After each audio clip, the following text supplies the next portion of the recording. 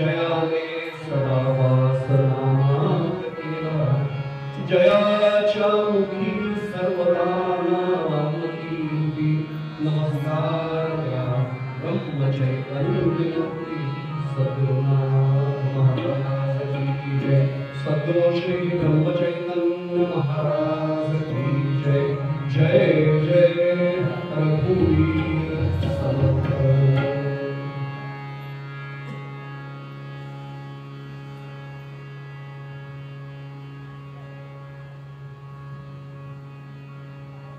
विरार परिसरातल्या मुळीच भागातलं अत्यंत पवित्र असं हे श्रीराम मंदिर आणि या मंदिराचा आज त्रितपपूर्ती सोहळा म्हणजे 36वा वर्धापन दिन। मी नुसतं 36वा एवढ्यासाठी म्हटलं नाही, त्रितपपूर्ती। आपल्या हिंदू धर्मात तप या शब्दाला फार महत्त्व आहे आणि 3 तप पूर्ण झाली। माझ्या परमभाग्याने, माझ्या सद्गुरूंच्या कृपेने आणि रामरायांच्या कृपेने आजची ही वर्धापन दिनाची कीर्तन सेवा माझ्या परमभाग्याने माझ्या वाट्याला आली। त्याबद्दल आधी रामचंद्र प्रभूंच्या, माझ्या सद्गुरूंच्या चरणी नतमस्तक होतो। इथल्या सर्व विश्वस्तांच्या चरणी नतमस्तक होतो। आपण सर्व देवस्वरूप मायबाप शब्द आपल्या चरणी कृतीने शक्य नसेल ते मनाने भावनेने साष्टांग प्रणिपात करतो। माझ्या उभय साथीदारांना वंदन करतो। आज माझं परम भाग्य आहे की आपल्याच परिसरामध्ये आम्ही त्यांना शेखरजी म्हणतो, चंद्रशेखरजी अभ्यंकर, जे हिंदू धर्मासाठी, सनातन धर्मासाठी अत्यंत तेजाने तळमळून कार्य करत असतात असे आम्ही कीर्तन। आणि दुसरे आमचे गौतमभाऊ वैद्य, जे अनिल मोहिलेंचे प्रत्यक्ष शिष्य आहेत आणि साऊंड रेकॉर्डिंग मध्ये ते असल्यामुळे मी आता संदीपजीला म्हटलं की माईकची ऍडजस्टमेंट व्यवस्थित झाली की ते समोर अधिकारी व्यक्ती बसले, त्यामुळे त्यांच्या चरणी नतमस्तक होतो। आणि प्रत्यक्ष प्रभू रामचंद्रांना आणि माझ्या सद्गुरूंना आणि समर्थांना प्रार्थना करतो की आजची सेवा त्यांनी त्यांच्या चरणी रुजू करून घ्या। संदीपच्या अगदी मोकळेपणाने सांगतो, येईपर्यंत डोक्यात चिंतन सुरू होतं की अभंग नेमका कोणता घ्यावा आणि आज आख्यान काय असावं। जे कीर्तनकार बसले त्यांना कल्पना आहे, अनेकदा द्वंद्व सुरू असतं की हे घ्यावं तर ते घ्यावं आणि शेवटी कौल तिकडे सोडायचा असतो। ज्या समर्थांचाच अवतार म्हणून, पुढचा अवतार म्हणून आमच्या सद्गुरूंकडे म्हणजे ब्रह्मचैतन्य महाराजांकडे पाहिलं जातं। आपल्या सर्वांना माहिती आहे की समर्थांचा पुढचा अवतार म्हणजे ब्रह्मचैतन्य महाराज। त्यांचा अभंग चिंतनासाठी समोर ठेवलाय। समर्थांचं सुद्धा जीवन आणि प्रत्यक्ष ब्रह्मचैतन्य महाराजांचं जीवन रामरायांच्या चरणी सर्वांना स्थिर करण्यासाठी हाच अवतार आणि त्यामुळे त्यांचाच अभंग चिंतनासाठी समोर ठेवलाय। या दोन्ही कीर्तनकारांच्या लक्षात येईल की हा कीर्तनाचा अभंग दासबोधाच्या अभ्यासिकाही बसल्याच, काही अधिकारी आहेत, या तिघांच्या नक्की एक गोष्ट लक्षात येईल की या अभंगावर 7 दिवस बोलल्यावर सुद्धा न्याय देणं होणार नाही। आणि मला नेहमी असा प्रसंग आला एका कीर्तनात पूर्वरंग मांडायसाठी, मी नेहमी सांगतो की 2020 ची मॅच असते, 20 ओव्हर मध्ये गोवाने पूर्वरंग खेळून घ्यायचं, काय बॅटिंग करायची ती 20 ओव्हर मध्ये करायची, तासाभराचा वेळ मिळेल त्याच्यात बॅटिंग करायची, पूर्वरंग मांडायचा। अवघड थोडंसं आहे पण रामराया बसले सद्गुरू आहेत त्यामुळे जे म्हणून घेतील ते होईल सेवा। अभंगाचे शब्द एकदा आपल्या समोर ठेवतो आणि जेवढा वेळ उपलब्ध आहे त्याच्यात चिंतन मांडण्याचा सद्गुरू कृपेने प्रयत्न करतो। ब्रह्मचैतन्य महाराज या अभंगाच्या माध्यमातून सांगतायत, आत्मज्ञानाची पूर्ण मुखे घे नामस्मरण, वेद सांगे गरजून कलियुगी हरिकीर्तन, राम नाम गाता सर्व सिद्धी आली हात।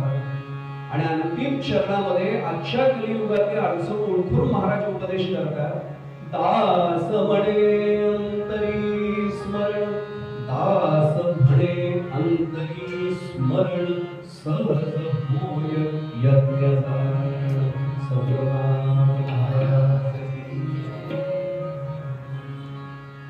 चिंतन सुरू करावं लागतं। आत्मज्ञानाची खूण आणि मुखे घे नामस्मरण, मी खरं सर्व पुढच्या चरणांकडे नाही जाताना वेळेच्या अभावाने फक्त पहिला चरण कळला तरी त्रितत्वपूर्ती 16 झाला पूर्ण. कारण अध्यात्मात परमार्थात आल्यानंतर नेमकं काय करायचे, काय मिळवायचे या संकल्पना स्पष्ट असणं आवश्यक आहे. महाराज असं सांगतात की आत्मज्ञानाची खूण कोणती, तर ज्याच्या मुखात अखंड नामस्मरण असतं. थोडासा आपला ज्याला आपल्या मराठी भाषेत ज्ञानबाची वेग म्हणतात, त्याचं रहस्य लक्षात घ्यावं लागतं. ज्याला सतत नामस्मरण मुखात ठेवावं असं वाटतं, ओळखावं की आत्मज्ञानाच्या दिशेने वाटचाल नक्की सुरू झाली. दोन्ही अर्थ लक्षात घ्यावे लागतात. आत्मज्ञानाची खूण मुखे येई नामस्मरण, आणि मुखाने जर नामस्मरण अखंड ठेवावं राहावं मुखात असं वाटत असेल, तो ओळखायचं की आत्मज्ञानाच्या दिशेने आपली वाटचाल नक्की सुरू झाली. आता नाहीत आपल्यात, पण हरिभक्तीपरायण बाबा महाराज सातारकर एक वाक्य वापरायचे. अनेक जण म्हणतात की वारीला जायची इच्छा आहे पण जमत नाही. ते म्हणतात अरे निदान पंढरपूरच्या दिशेने पहिलं पाऊल तर उचल, एक पाऊल तर टाक त्या दिशेने. मागचं पाऊल कधी आज नाही उद्या उचललं नाही, पहिलं पाऊल तर टाक. आमची अडचण कुठे होते? श्रीराम जयराम जय जयराम जप सोपा आहे, जोडाक्षर नाही, 13 अक्षरी मंत्र आहे, करायचं आहे जप. येत्या सोमवारपासून मला आश्चर्य वाटतं, मंत्र सुरू करायला दिवस आणि मुहूर्त बघायला लागतात. अवघाची शकून हा जो कुटुंबाचा अभंग एकदा काढून पहा, म्हणजे लक्षात येईल. ज्याला हरिदास म्हटलं जातं ना, हरिदास म्हणजे फक्त गादीवर उभारणारा कीर्तनकार नाही बरं का. हरीचं दास्यत्व पत्करलेला प्रत्येक भक्त हरिदास आहे. त्याला कधीही शुभ शकून अपशकून या संकल्पना कधी स्पर्श करत नाही. जेव्हा नाव घ्यावंसं वाटतं आपल्याला मुखामध्ये, ओळखायचा हाच शकून. अवघाची शकून हृदय देवाचे चिंतन. त्यामुळे आता लक्षात आलं असेल, महाराज सांगतात की आत्मज्ञानाची खूण अशी आहे की मुखात सतत श्रीराम जयराम जय जयराम किंवा आपला जो आराध्य देवतेचा मंत्र, बीज मंत्र सद्गुरूंकडून मिळाला असेल, कोणाला ओम नमो भगवते वासुदेवाय असेल, कोणाला दिगंबरा दिगंबरा श्रीपाद वंदन दिगंबर असेल, कोणाला आणखी काही असेल. मी एक सांगतो, हे सगळी बाह्य रूप आहे. आकाशात पतित तोयम लहानपणापासून मी ऐकलोय, कुठल्याही देवतेला नमस्कार करा ते तिथेच येऊन नमस्कार पोचणार आहे. त्यामुळे त्याच्या अवलंबनात कधी आपण फसायचं नाही. मी काय करू, एक चिंतन आपलं केलं पाहिजे की आत्मज्ञान याचा अर्थ आम्हाला कुठेतरी कळला पाहिजे. कारण म्हणजे मी एका चक्रव्यूहात शिरतोय आणि संदीप त्याचा बाहेर पडणं हरिदासाला फार अडचणीचं असतं, कारण ती गुहा आहे आत्मज्ञान रूपाने. पण थोडंसं चिंतन मांडण्याचा सद्गुरू कृपेने प्रयत्न करूया. मी कोण आहे हे ओळखता येणं याला आत्मज्ञान म्हणतात. समर्थांचा आपल्याला उपदेश माहिती आहे, देह बुद्धी ते आत्मबुद्धी करा. देहबुद्धीनेच आम्ही वागतोय आणि मी आपल्याला म्हणतच नाही. कीर्तनकार पहिलाय त्याच्यात, आम्हीच विचारतो समोर. मी दोन्ही प्रकारच्या कीर्तन सेवा सद्गुरू कृपेने माझ्याकडनं होतात. संप्रदायाला जेव्हा आम्ही फेटा बांधतो समोरच्या ओळखीला विचारतो, बसल्या का फेटाने, म्हणजे अजूनही आम्ही देहबुद्धीवर आहोत ना. याचा अर्थ फेटा वाटेल तसा बांधावा असा अर्थ होत नाही. समर्थांनी सांगितलेलं आहे असावं ते व्यवस्थित. फाटकं वस्त्र असलं तरी चालेल, पण जे असेल ते व्यवस्थित असावं. त्यामुळे व्यवस्थितपणाशी तडजोड नाहीये, पण देहबुद्धीत आम्ही अडकलेलो आहोत. मला मुद्दामून उल्लेख सुरुवातीलाच करायचा आहे, मग आत्मज्ञानाच्या प्रत्यक्ष गुहेत आपण शिरूया. 7 वर्षाचा असलेला आमचा एक संत बालपणचा आणि अस्वस्थ झाला होता. आत्मज्ञान म्हणजे नेमकं काय?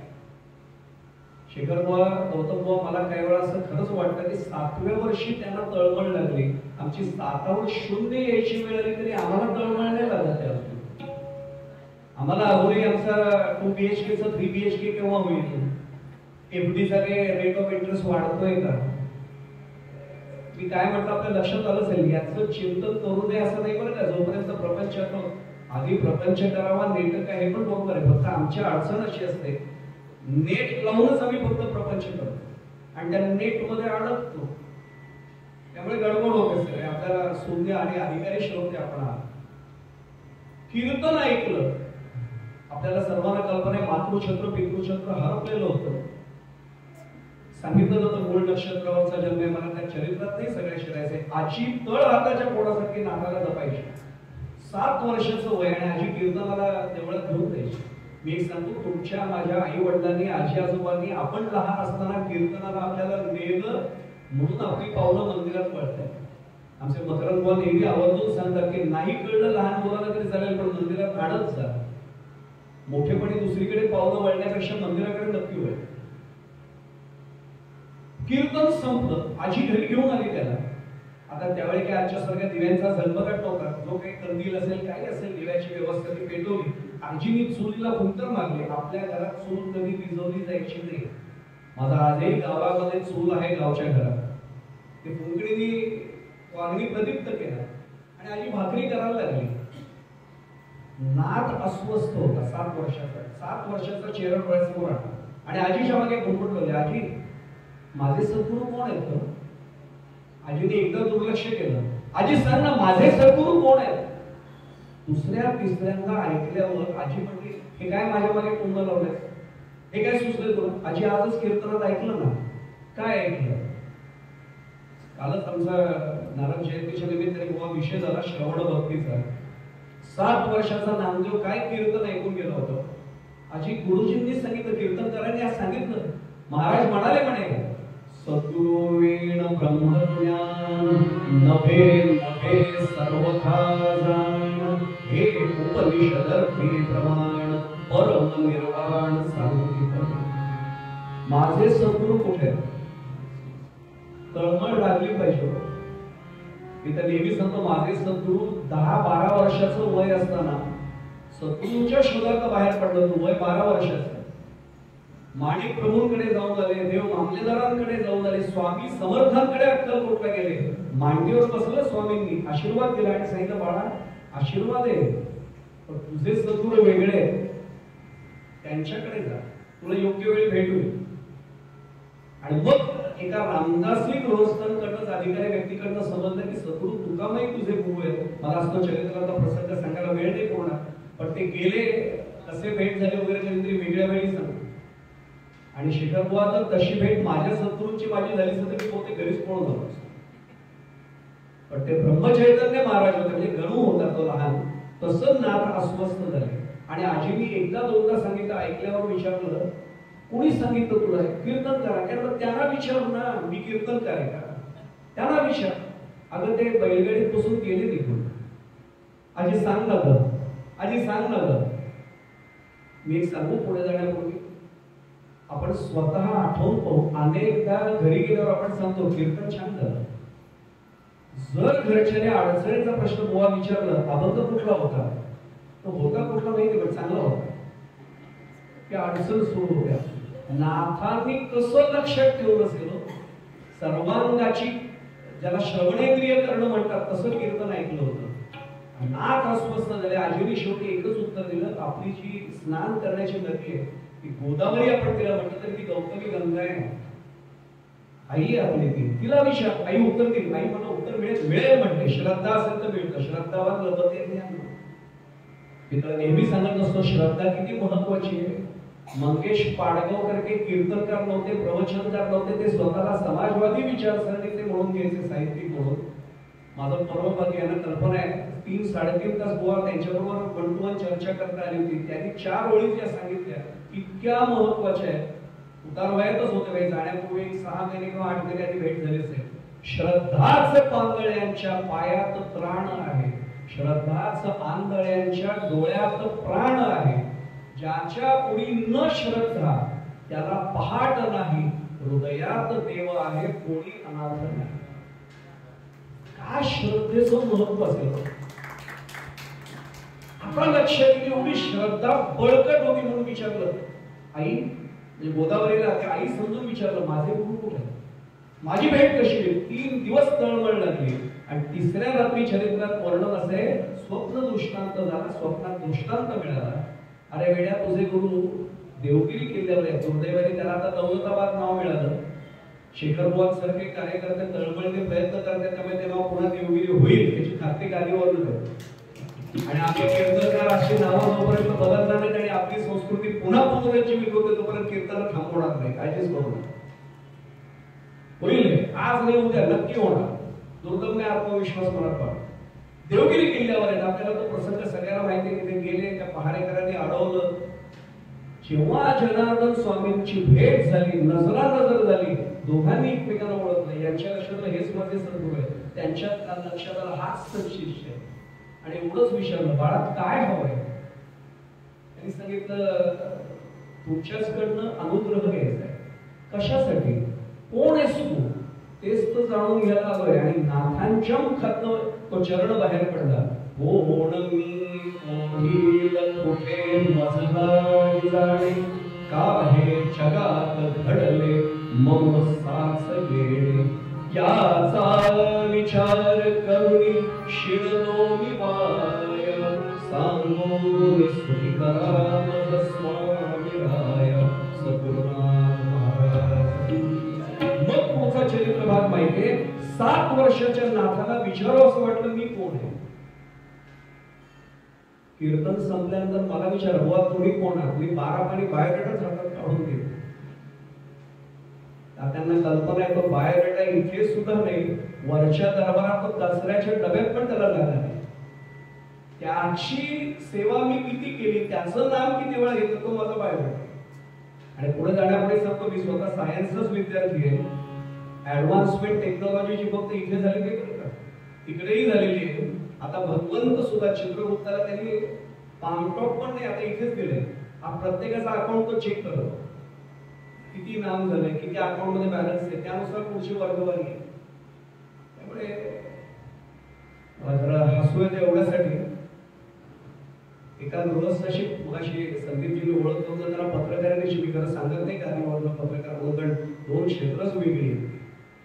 पण माझे एका व्यक्तीशी अशी भेट झाली, भाषण तो करायचा, देव वगैरे अंधश्रद्धात मंदिरात जाऊ नका याची भाषण करायचा. आणि नेमकं त्यांच्याकडे मला सत्यनारायणाच्या पूजेचं निमंत्रण. आता आम्ही पत्रकार थोडस वाईट बोलतो, तिथे कोणी असतील तर माझ्याशी सहमत असतील ते, आम्ही थोडे पुढचा शब्द टिंबटिंब सोडलंच नाही, म्हणजे जायचंच त्यांच्याकडे. पूजेला गेलो, तीर्थप्रसाद घेता घेता वेळ थोडासा चालला होता. हे रोज त्यांचे जे संघटनेचे लोक होते, बाकी त्यांना सांगितलं चहा पाणी खाणं वगैरे झालं व्यवस्थित, यावर का पुन्हा भेटू, उद्या कार्यालयात भेटू. एकटेच सापडलं, घेताना बाजूला तेच सत्यनारायणाचं दर्शन होतं. सत्य नारायणाला सत्य जाणून तिथेच घ्यायचं होतं. म्हटलं महाराज एक प्रश्न होता, त्यावेळी काय म्हटलं, देव नाही तुम्ही सत्यनारायणाची पूजा करता? नाही ते आपण नंतर नाही, सत्यनारायणासमोरच सोडून होतं. त्याने हातात काय माझं पेन रेकॉर्डर वगैरे काय नाही ना बघितलं. म्हटलं सर छाप, म्हटलं अजिबात नाही छापला. काय नेमकं मला सांगा ना, तुम्ही जर देव नाही म्हणता, देवळात जाऊ नका म्हणता, सत्यनारायण कशासाठी? ते म्हणले नाही, ते कार्यकर्त्यांना जरा एकत्र करण्याचं निमित्त. म्हटलंय बघा, तुम्ही बैठक बोलवली तरी कार्यकर्ते येतात, काहीतरी सांगू नका. हसले, त्यांच्या लक्षात आलं हा माणूस ने इच्छा सोडणार नाही. बाजूला घेतलं, आपल्या खोलीत त्या म्हटले, एक सांगू का, माझा आजही देवावर सत्यनारायणावर विश्वास नाही. म्हटलं पूजा कशासाठी केली? छापणार नाही ना? म्हटलं नाही, फक्त म्हटलं गोळींच्या मंदिरात सांगेल सगळ्या रामबाबा. हा तिथे सांगा म्हटले, सगळे भक्त आहेत त्यामुळे त्यांना सांगायला हरकत नाही. काय उत्तर दिलं असेल त्यांनी? अत्यंत हुशार माणूस. एवढंच म्हणत आहे, माझा विश्वास आहे देव नाहीये, पण समजा एवढं करून तो असलाच. आणि वरती गेल्यावर त्यांनी विचारलं, माझा काही पूजा वगैरे केलं का? त्यांनी सांगता येईल सत्यनारायणाची पूजा एक घातली होती. काय टँबिस पण आहे बाबा. मला हसूच येतं, अरे तुमचा विश्वास आहे का नाही याच्यावरही तुमचा विश्वास नाही स्वतःचा. असो, त्याचा भाग सोडून द्या. मी एवढ्यासाठी सांगतोय, मी कोण आहे याचा अर्थ माझ्या उपाध्या नाही. माझ्या आवडीचा एक दृष्टांत मी नेहमी ठेवत असतो, भागवतात आलेला दृष्टांत. फक्त आम्ही या बोलणं तुम्ही लक्षात घेईल, आम्ही कीर्तनाला तो सोयीचा म्हणून तो दृष्टांताच्या स्वरूपात मांडतो. रघुगण नावाचा एक राजा होता. त्यावेळेचा ज्यांनी भागवताचं श्रवण आणि अध्ययन केलं त्यांना माहिती, सिंधू संवीरचा राजा रघुगण असं त्याचं नाव. आता सिंधू संवीर आता नाव नाहीये, पण भूगोलाची आपल्याला आवड आहे, आपण तपास केला नकाशात सिंधू संवीर कुठे. आजचा पंजाब हरियाणाचा जो प्रांत आहे त्याला पूर्वी सिंधू संवीर असं नाव, समृद्ध प्रदेश. आणि या सिंधू संवीरचा हा राजा रघुगण, त्याला एकदा मनात इच्छा निर्माण झाली, आत्मज्ञान आपल्यालाही झालं, कोणाकडनं होईल. तर लक्षात आलं कपिलांकडे जा. 85 होते मुंबईत एका महाविद्यालयाच्या विद्यार्थ्यांशी बोलताना जेव्हा हा विषय काढला, म्हटलं कपिल किती जणांना माहिती आहे? जवळजवळ सगळ्यांनी हात वर केले. अरे म्हटलं बरं वाटतं. म्हटलं कोण कपिल? 83 वर्ल्ड कप आणला होता. अरे म्हटलं ते कपिल देव, कपिल मुनी. म्हटलं कोण माहिती आहेत का? नाही म्हटलं नाही. म्हटलं अरे भगवान दत्तात्रेयांचे सख्खे बंधू आहेत ते, अनसुया देवींचे सख्खे बंधू. एवढंच महत्व नाही, कारण संतांचे ते आप्त नवतीचे संत तुकोबांनी ग्वाही दिली. संतांचं नातेवाईक म्हणून संत नाही होऊ शकत. संतत्व हे वृत्तीत असावं लागतं. सांख्य शास्त्राचे प्रणेते म्हणजे कपिल मुनी आहेत. तसं पतंजलींच्या नावाने हे योगशास्त्र आहे, गौतम ऋषी न्यायशास्त्राचे, तसे सांख्य शास्त्राचे प्रणेते म्हणजे आमचे कपिल मुनींकडे जा, आत्मज्ञान होईल. आणि रघुवर राजा निघाला, मेढ्यात बसून निघाला. पालखी आणि मेढा थोडं वेगळं आहे बरं का. पालखी दोघांना उचलून नेता येते. मेढ्यात जेव्हा राजा बसतो, आणि पूर्वीचे सगळे राजे 6-6.5 फूट उंच असतात. हा दृष्टांत सांगताना माझ्यासारख्याची अडचण बुवाची अशी होते की लोक कल्पनाच करू शकत नाही. मी नेहमीच होतो की एवढं बघताना बुवाला विसरा आणि राजाला डोळ्यासमोर आणा. 6-6.5 फूट उंची, तब्येत अशी बळकट, पिळदार शरीर यष्टी. राजा तेथे बसला की चौघांना 4 भुयांना ते उचलायला लागायचं. निघाला मेणा, तरी मेण्याचा पडदा कोण? हा उदवील झाला. चांगलं आहे, आपल्याला आत्मज्ञान व्हावं, हे एखाद्या राजाला आणि उत्सुकता लागावी, हे खरंच चांगलं आहे. हे लक्षण खूप चांगलं आहे. तो त्या भुयांना सांगतोय लवकर निघा, लवकर चला. कपिल जर समाधीस्थ झाले तर अडचणी सोडे, लवकर निघा. आणि असं सांगत असताना सुद्धा मेणा खाली उतरवला जातो. मेणा खाली उतरल्यावर राजा वैताग तो पडदा बाजूला करतो आणि बाहेर येतो. तुम्हाला कळत नाहीये की लवकर निघा सांगतो, मेणा बंद करताय, मेणा थांबवताय खाली. मुख्य भोई पुढे आला, महाराज क्षमा करा, आम्हाला सगळं कळते, पण आमच्यातल्या एकाची प्रकृती बिघडते. आणि प्रकृती बिघडली तर राजवैद्यांकडनं उपचार मी करून देईन. महाराज त्याचं पोट बिघडलंय, हे स्पष्ट सांगायचं तो जुलाब होत आहे. राजाने डोक्याला हात दिला, आत्ताच त्याचं पोट बिघडायला हवं होतं. पर्यायी भोई शोधा. आता पर्यायी गोळ्याचा शोध सुरू झाला, पण सगळे या बुवासारखे सापडत झाले. अशी तब्येत असलेल्या राजाचा मेणा उचलायला गेला तर याला दुसऱ्या दिवशी चौघांच्या खांद्यावर जायला लागले. त्या प्रकृतीचा माणूस कोण? शोध काय? बराच शोध घेतल्यावर लक्षात आलं एक असाच 6-6.5 फूट उंचीचा पिळदार शरीरयष्टीचा गृहस्थ भेटला. पण तो रस्त्याच्या कडेला एका झाडाखाली अर्धमिलित नजरेने सुखासीन अवस्थेत, अशा त्याला सुखमासीनम असं म्हणतात, सुखमासीनम असा बसलेला होता सहज अवस्थेत. डोळे अर्धवट उघडे होते, मुखाची हालचाल होते आणि इथे कंठाची हालचाल सुरू होती, कारण नामस्मरण घेत होता. पुढे जाताना सांगू अजून, नामाशिवाय एक तप काहीच बोलणार नव्हतं. आम्ही एक तप नाम सोडून सगळं बोलतोय. उलट फरक एवढाच होतोय, जर तिथे जायचे म्हणूनच आज तृतीय वर्धापन दिनाला संकल्प सोडूया की असं जायचंय आम्हाला. याने तर हलवलं बरोबर.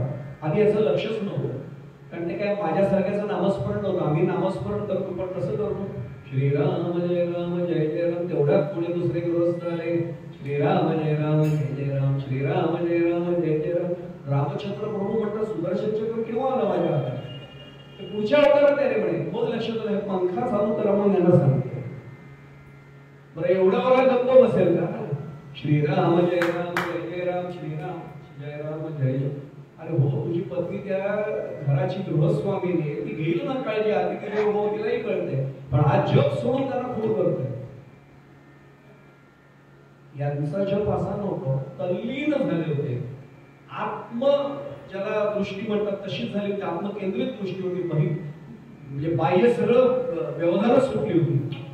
त्यांनी शेवटी हलवलं आणि देहावस्थेत आहे, तरी चिडला नाही. उभा राहिला विचारलं असं, मुखाने नामस्मरण सुरू आहे तिकडे मनाने, काय म्हणून? अरे राजाचा मेणा अडलाय, कोही अडूनचे तब्येत बिघडले, त्याची चल लवकर. पुढती हे जन न देखावे डोळा येतो कळवळ म्हणून याला म्हणला, चला उपयोग होतो तर जाऊया. आणि निघाला तो. आणि निघाल्यानंतर जाता जाता तो भुई याला सांगतोय, चांगली सेवा कर, तुला सुवर्ण मुद्रा मिळते. हसला तो. हसला म्हणजे कुत्सित नाही, प्रेमानेच हसला. अरे आणखी तुझी चांगली सेवा झाली तर तुला कायम स्वरूपी राजाच्या दरबारात नोकरी मिळेल. पुन्हा तो असा स्मिता असं तरी केलं. का केलं? याला कुठल्या सुवर्णमुद्रा हव्या होत्या, कुठली राजाच्या दरबारात नोकरी हवी होती, सर्वसंग परित्याग करून हा गृहस्थ आला होता. ज्याचं मूळचं नाव भरत पण नंतर नाव पडलं जड भरत. संप्रदायाची पण काही कीर्तन ऐकणारी मंडळी त्यांना कळेल. जड भरत राजा हरणी गरबा गेला, झाला तो घातला वास गेले. हरणीच्या पाडसात जीव अडकला, एक जन्म पुन्हा घ्यावा. आता लक्षात येईल की पुन्हा जन्म घ्यावा लागला आणि आता तो पुन्हा त्यात सुटतोय. हसला पण तो म्हटलं आपल्यामुळे कोणाचं काम होत असेल चांगली गोष्ट आहे. तो गेला पुढे. राजाने याच्याकडे एकदा पाहिल्याने चकितच झाला. आपलंच प्रतिबिंब. आणि मी नेहमी सांगतो शेखर बुवा, नामधारक आहे हे सांगावं लागतंय तोपर्यंत ओळखायचं आपण ओसोबील साधनेपासून लांब. नामधारक समोर आल्या आल्या कळलं पाहिजे नामधारक आहे. आता मी समजा तुम्हाला सांगितलं 3 वर्ष मी जिमला जातोय नियमितपणे. आता तुम्ही का असताय मलाही कळतंय. बुवाला या की सांगून सुद्धा तुमचा विश्वास बसत नाही. अहो जिमला जातोय बुवा सांगूनही तुमचा कसा विश्वास बसेल? दिसलं पाहिजे ना.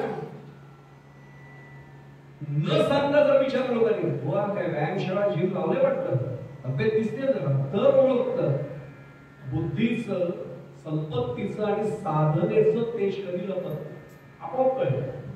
राजा त्याच्याकडे बघत बसलाय. पुन्हा भानावर आलाय. चल चल चल लवकर मेणा उचल. मेणा उचलला, निघाला. पण गडबड सुरू झाली. आता मेणा निघतोय, चालतोय, पण राजाला धक्के बसायला लागले. राजा 2 वेळा पडदा बाजूला करतोय. कोण आहे तो नवीन होई त्याला म्हणजे शिस्तीत चाल, झटके बसतात, धक्के बसतात, मला नीट चाल, लयबद्ध चाल. याला त्याच्याशी काही देणं घेणं नव्हतं. याचं कारण याला खांद्यावरच्या मेण्यात कोण बसले, पालखीत कोण बसले त्याच्याशी काहीच देणं घेणं नव्हतं. देहाच्या पालखीत जो बसलाय ना त्याच्याशी त्याला देणं घेणं. काय म्हटलं आपल्या सहज लक्षात असेल, खांद्यावर बसले तर काय देणं घेणं. तो आज उतरणार आहे. हा उतरला की सगळं संपलं. माऊलींनी त्याला छान शब्द वापरत. एक तर तैसा हृदयामध्ये मी रामू म्हटलेलंच आहे, पण तैसे देहांतरा ते स्वीकारिजे चैतन्यनाथ. तो चैतन्यनाथ म्हणते माऊलींनी त्याला. त्यामुळे तो बसलाय त्याची चिंता याला होती. मला रामभद्र मी नेहमी इथे दृष्टांत ते उपदृष्टांत सांगतो. अकबर बिरबलाचा तो घडलाय का प्रसंग मला विचारू नका. अकबर बिरबलाच्या नावावर बुवा आले कोणत्याही गोष्टी सांगितल्या जातात. त्यामुळे इतिहास नका बघू, फक्त तो आपल्याला दृष्टांत उपयोगी. आणि मी सांगू मला अकबराशी देणं घेणं नाही, बिरबलाशी देणं घेणं नाही, पण त्या बिरबलाने दिलेलं जे उत्तर आहे ना ते भक्त होण्यासाठी मला उपयुक्त म्हणून मी तो दृष्टांत वापरतो. एक दिवशी बेगमकडनं निरोप येतो दरबारात आणि अकबराला सांगितलं जातं की आज बेगमनी स्वतः स्वयंपाक केलाय, जेवायला लवकर या. दरबार संपल्याबरोबर अकबर बिरबलाला सांगतो, तू खरा वीर मूळचा. त्याला सांगितलं जातं माझ्याबरोबर तू जेवायला बस. आणि तो जेवायला बाजूला बसतो. इथे अकबर बादशाह इकडे बाजूला बिरबल बसलाय. बेगम स्वतः वाढते. भाकरी होती आणि वांग्याचं भरीत म्हणजे त्यांच्या भाषेत बैंगन का भरता. पहिलाच घास आणि खाल्ला, अप्रतिम चव. आता आठवलं का? पण घरी जायला वेळ आहे आणि महाप्रसाद मिळणार आहे, पण शिऱ्याचा मिळणार आहे. बैंगन का भरता इथे मिळणार नाही. आता लक्षात येईल आमचे शरद बुवा त्यांना कल्पना दोघांना फार छान सांगतात. म्हणजे मला एकाने विचारलं बुवा त्यांच्याकडे बेगम का म्हणतात. हे शरद बुवांचे ज्याचं श्रेय त्याला द्यावं. शरद बुवा म्हणतात की शादी के बाद वो बेगम हो जाती है इसलिए उसे बेगम कहा जाता है. शरद बुवांचे आहे वाक्य, त्याचं श्रेय त्याला देतो. आणि अप्रतिम चव. यांनी अजून चवच घेतली नव्हती बिरबलाने, पण यांनी पहिला घास खाल्ला, खुश झाला. अकबराने बिरबलाकडे पाहिलं, बिरबलाने अजून चव घेतलेली नाहीये आणि तरी विचारतो, बिरबल एक बात बताओ, क्या खाना बढ़िया बना है आज बेगम ने, बैंगन का भरता. तुम्हें एक बात बताओ बिरबल. हाँ जी हुजूर फरमाइए. इस दुनिया में बैंगन जैसी अच्छी सब्जी हो ही नहीं सकती. खाल्लं नव्हतं तरी तो म्हणतो जी हुजूर बिल्कुल सही फरमाया, इस दुनिया में बैंगन जैसी अच्छी सब्जी हो ही नहीं सकती. चखलो चखलो म्हणून हाही खातोय. 3-4 महिन्यांनी बेगमनी पुन्हा हाच बेत केला, पण जरा भट्टीत बिघडले, पानसट झालं ते. आणि चव बिघडल्यावर बादशाह वैतागला. पहिला घास खाल्ला आणि दुसरं उचललेलं पुन्हा पाण्यात ठेवलं. बेगम ये क्या बनाया आज? जी बैंगन का भरता। ऐसे बनाते हैं कोई? आणि चिडला होगा आणि बिरबलाकडे गुजरलं, बिरबल एक बात तो जी हुजूर फरमाई के इस दुनिया में बैंगन जैसी बुरी सब्जी हो ही नहीं सकती। यानी आज एक खाना होतं तरी म्हणतो जी हुजूर सही फरमाया, इस दुनिया में बैंगन जैसी बुरी सब्जी हो ही नहीं। हा दुसऱ्यांदा वैतागलं, एकदा चव बिघडली म्हणून आणि हा आता त्यावेळी पण हो म्हणतोय, आता पण हो म्हणतोय, वैतागला। बिरबल क्या लगा के रखा है? उस दिन मैंने कहा बैंगन जैसी अच्छी सब्जी हो ही नहीं सकती, तुमने कहा सही फरमाया। आज मैं कह रहा हूं बैंगन जैसी बुरी सब्जी हो ही नहीं सकती, फिर भी तुम कह रहे हो सही फरमाया। आता बिरबलाने दिलेलं उत्तर ऐकूया, ते अध्यात्मात आपल्याला उपयोगी म्हणून सांगतोय। हुजूर उस बैंगन से मुझे क्या लेन देन है? मैं आपका सेवक हूं, जो आपको अच्छा लगता है वही तो मुझे अच्छा लगेगा ना। मी जर भक्त म्हणत असेल रामांचा, मी जर सद्गुरूंचा शिष्य म्हणत असेल तर माझ्या मनात पहिलं वाक्य आलं पाहिजे, त्यांना काय आवडेल? बस तेवढं घडलं की भक्ती आपोआप झाली। स्वस्वरूपानुसंधान भक्ती इत्यादी हे स्वस्वरूपानुसंधान असलं पाहिजे। आता लक्षात येईल याच्याशी त्याला देणं नव्हतं, वरच्याशी काही देणं नव्हतं। राजाने सांगितलं मेणा खाली उतरव, मेणा खाली उतरवला गेला। राजा बाहेर येतो, कोण येतो तो नवीन होई समोर उभा करता, त्याचं नामस्मरण सुरूच होतं, असं उभा होता। तुला कळत नाही का? धक्के बसतात सांगतोय, 3-3 वेळा सांगतोय, सुधारणा नाही करताय, नीट चालता येत नाही तुला, हा बोलायचं ना। एक सांगू आपल्याला, आपण कोणावर चिडलो आणि समोरचा नको इतका शांत राहिला ना की चिडणाऱ्याची फार वाईट अवस्था होते। समोरचा रिॲक्ट झाला ना किंवा रिटॅलिएट असं त्याला शब्द जरा वापरूया, त्या भांडणाला पण आनंद मिळतो। पण समोरचा जर शांतीब्रह्म एकनाथ महाराजांचा शिष्य असेल, पंचायत येते, हा भांडतोय आणि हा काहीच प्रतिसाद देत नाही, हा नामस्मरण करतो, हा चिडला शेवटी, खडग उपसलं, तलवार काढली, थांब शिरच्छेद करतो तुझा, म्हणजे पुढचा जन्म मिळाला तर अक्कल घेऊन येशील। पहिल्यांदा मौन सोडलं आणि एवढंच म्हणलं, राजा कपिलांच्या दरबारात आत्मज्ञान प्राप्त करण्यासाठी निघाल्यास ना असलं वर्तन शोभत नाही बरं। काय अवस्था झाली सर्व, तलवार खाली टाकली, पायच धरले, अरे कोण आहेस तू? हातेच उत्तर मिळवायला चाललंय आणि याला विचारतो, अरे कोण आहेस तू? यांनी उचललं त्याला, अरे वेड्या तुझ्याकडे माझ्यात तोच आहे। आता त्यावेळी हरिपाठ नव्हता आलेला, ज्ञानदेवा प्रमाण आत्महा निदान सर्वा घटी पूर्ण एक नांदे, त्यावेळी आलं नव्हतं प्रमाण, पण अर्थ तोच त्याला सांगितला, तुझ्याकडे माझ्या वेळा कुठे आहे? तरी सुद्धा विचारतोय कोण आहेस तू? जडभरत राजा रघुगणाला म्हणतात, आपला विषय चाललाय आत्मज्ञानाची पूर्णपण कधी विसरायचं नाही, इथे आपल्याला पोहोचायचं। कोण आहेस तू? राजा हा अवघड प्रश्न आहे, हो म्हटला, सर्वात अवघड प्रश्न आहे। रघुगण म्हणलं तू मला विचार, जडभरत विचारतो, विचारला कोण आहेस तू? बहुतेक तो मागच्या जन्मी माझ्यासारखा कीर्तनकार असा, तो 4 कीर्तन केली की आमच्यासारख्याची छाती थोडी पुढे देते, असाच होता। मी सिंधू सौंबीरचा राजा रघुगण म्हणला, राजा एक विनंती करतो, मी तुला विचारतो तू कोण आहेस? जे तुझं आहे तेवढं सांग, जे तुझं नाही ते सांगू नकोस। आपल्याला आत्मज्ञान कोणाकोण आठवण करतोय, तुझं नाही ते सांगू नकोस, तेच सांगतोय म्हटलं। मी म्हटलं मीच काय करायचं सोडून दे, तू काय म्हटला? सिंधू सौंबीरचा राजा, तुझ्या जन्मापूर्वी सिंधू सौंबीर राज्य अस्तित्वात होतं का नव्हतं? होतं म्हटलं। राजा रागवू नकोस, कधीतरी हा देह सोडून जाणार आहेस ना? हो जाणार आहे ना म्हटलं। मग हा देह सोडून गेल्यानंतर सिंधू सौंबीर समाप्त होईल का असतील? तसं संपेत राहील, पण माझा मुलगा त्याच्या राज्य होईल। राजा तुझ्या जन्मापूर्वी जे होतं, तुझ्या जन्मानंतर सुद्धा जे राहणार आहे ते तुझं कसं झालं? हा हे पटलं म्हटलं, तुझं तेवढं सांग, कोण आहेस तू? मी होतास, मी सिंधू सौंबीरचा गेलं राजा रघुगण। राजा जन्म झाल्या तुला सर्वांनी राजा राजा राजा म्हटलं त्याने, असं म्हणतील म्हणे माझे वडील राजे होते, माझं जेव्हा योग्य वय झालं तेव्हा माझा राज्याभिषेक झाला, तो राजा म्हणते। राजा आता मगाशी ठरले, कधीतरी देह खूप ठरलंय म्हणतो, मग देह सोडून गेल्यानंतर सुद्धा राजा तूच असशील का? कसं शक्य? म्हणे माझा मुलगा राजा, तुझ्या जन्मापूर्वी तू राजा नव्हतास, तुझ्या मृत्यूनंतर तू राजा नाही, राजा कसा असशील? हा हे पटलं म्हटलं मला। पुन्हा विचारतो कोण आहेस तू? आता मी राहिलो होतं, सिंधू सौंबीरचा गेलं, राजा गेलं, रघुगण होत, मी रघुगण। त्यावेळी एकच प्रश्न विचारला आणि खरं सांगू, आपण आत्मज्ञानाची थोडं मुखे घे नामस्मरणाचं चिंतन करतोय. माझ्या सकट इथे बसलेले जेवढे अधिकारी आहेत त्यांना वगळून माझ्यासारखे जे जडजीव कोणी असतील त्यांना आजही वाटतं की हे नाव माझं आहे. आणि खरंच अनेकांना वाटतं.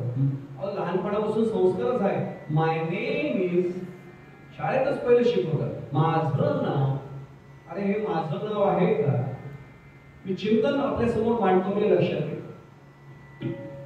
त्यांनी विचारलं, राजा जन्माला आलेला तुला रहुगण कोणी हाक मारले? नाही म्हणजे नामकरण विधी झाला, बारसं झालं, मग माझं नाव रहुगण ठेवलं. त्यापूर्वी तू रहुगण नव्हतास. नव्हतं म्हणलं. देह सोडून जाशील तेव्हा रहुगण कुठे असेल? जगात नसेल म्हणे. राजा तुझं नाव कसं त्याचं नाव तर रे रहुगण या देशाचा राजा होता, तू कुठे असशील? म्हणजे तुझं नाव आहे तर कुणाचं नाव आहे? हा हे थोडं थोडं कळतंय. आता त्यांनी नाही सांगितलं जडभरत राजाने, आम्ही कीर्तनकार हे सांगतो. आमचा पूर्वी वाडा होता, गौतम साक्षर आहेत, त्या अनेकदा वाड्यात त्या आलेले आहेत. त्या वाड्यामध्ये अंगण असं छोटं होतं. आम्ही अंडरग्राऊंड क्रिकेट खेळायचो. 7-7 जणांची एक टीम पडली होती आणि रमेश सुरेश नावाचे 2 मित्र आमचे आले. आम्हाला पण घ्या. त्यांना म्हटलं आमच्या टीम पडल्या, एक चांगला बॅट्समन होता, एक चांगला बॉलर होता. ते पण आम्हाला घ्या ना, 8-8 होतील. आता पार्शियलिटी होऊ शकते कारण ज्यांची टीम बॉलिंग मध्ये कमी तो म्हणेल मला रमेश द्या, तो दुसरी मांडणार काय म्हणून रमेश तुम्हाला, आम्हाला रमेश आम्हाला घ्या, सुरेश तुम्हाला घ्या. आम्ही त्यांना सांगितलं नावं पडून आपण पोलीस सुटी करू. आता इथे बसलेल्यांपैकी जे जुन्या पिढीत आहेत त्यांना ओली सुकी कळेल, त्यांना कळणार नाही. आणि टॉस त्यामुळे ओली सुकी कळतच नाही आताच्या दिवसात. त्यांना म्हटलं नावं पडू द्या. ते नावं पडू झाले. त्यांनी आम्हाला सांगितलं आमची नावं पडले, एकाचं नाव दगडू, दुसऱ्याचं नाव धोंडू. ओली सुकी झाली, ज्यांनी सुकी जिंकली त्यांनी सांगितलं मला धोंडू द्या. दुसरं म्हटलं ठीक आहे आम्हाला दगडू द्या. माझा साधा प्रश्न आहे, आजपर्यंत आम्ही त्याला दगडू धोंडू हाक मारतोय का रमेश सुरेश हाक मारतोय? दगडू धोंडू नावं संपली, आम्ही त्याला रमेश सुरेश हाक मारतोय. मग दगडू धोंडू काय होती? क्रिकेट नावाच्या खेळात सहभागी होण्यापुरती नावं होती. तशी जीवन नावाच्या खेळात सहभागी होण्यापूर्वी या देहाला ठेवलेली ती नावं आहेत. त्याला आम्ही माझं नाव समजतोय. आता लक्षात येईल, इथपासून चिंतन सुरू करणं म्हणजे आत्मज्ञानाची खोड. मी एक सांगू आपल्याला पुढे, या देहाला मी इतका घट्ट पकडून बसलोय. मी म्हणजे देह, देह म्हणजे मी, हुंगाटच सुटत नाही. आणि म्हणून हा सगळा घोटाळा आहे. म्हणून महाराजांना सांगावं लागतंय आत्मज्ञानाची खोड. मी एक प्रसंग आपल्या समोर दृष्टांत म्हणून ठेवतो. तुकोबांच्या आयुष्यात प्रदक्षिणा मार्गावर पंढरपूरला तुकोबा प्रदक्षिणा करत होते. गळ्यामध्ये वेणा होता, पण त्यांचा वेणा कसा मी काय वर्णन करू, त्यांनीच केलेलं आहे. फुटकाचं वेण त्याला 2 तारा खाली फुटकाचं वेणा. एकाने त्याला विचारलं पण तुकोबा अहो सावकारात तुम्ही देऊसले वेणा तरी चांगला घ्या, नवीन आणा वेणा. काय तुकोबाने उत्तर दिलं असेल, माझा वेणा फुटका असेल, त्याला तारा 2च असतील, पण मी देहूत जेव्हा तार छेडपणे रामकृष्णाने म्हणतो पंढरपूरला पंढरीनाथाच्या अंतःकरणात त्या तारा छेडल्या जातात. काय भक्ती असेल. म्हणून तुका झाला असे कळस भजन करा सावकाशे, महिनाभर उपास नाही म्हणाले. आता लक्षात येईल की तुकोबा छान असा जप करतायत, रामकृष्ण हरी रामकृष्ण हरी रामकृष्ण हरी. अचानक ध्यानावर आले, हात धरले. तुकोबा एकदम देहावस्था झाली. कोण आहे? पंढरीनाथ पांडुरंग सुद्धा गावात बाहेर. संदीपजी मी जेव्हा पंढरपूरला जातो ना, तो पांडुरंग पर्वतला तात्या खिडकीतनं बाहेर उडी मारून जातो. तो म्हणतो हा बुवा आलाय म्हणजे 4 मागण्यांची यादी घेतल्याशिवाय आलाच नाही. ठरलेल्या मागण्या असतात. मुलाच्या नोकरीचं पाहतोय, चांगलं काम होईल असं बघत, मुलीसाठी चांगलं स्थळ बघतोय, लवकर होईल असं बघत, लोनची फाईल अडकलेली आहे जरा मॅनेजरला समृद्धी मिळेल असं बघत, आणि अजून एखादी मागणी ठेवली, तेव्हा अजून काय नाही, एवढंच एवढंच. सत्यनारायणाची पूजा आजच झाली. काय मागणं आहे? साधं नाही मागणं. एका पूजेनंतर द्विपद चतुष्पद सहितानां सकुटुंबानां सपरिवारानां आणि क्षेम स्थैर्य आरोग्य आयुष्य सगळं मागतोय एका पूजेत. काय गंमत आहे पहा.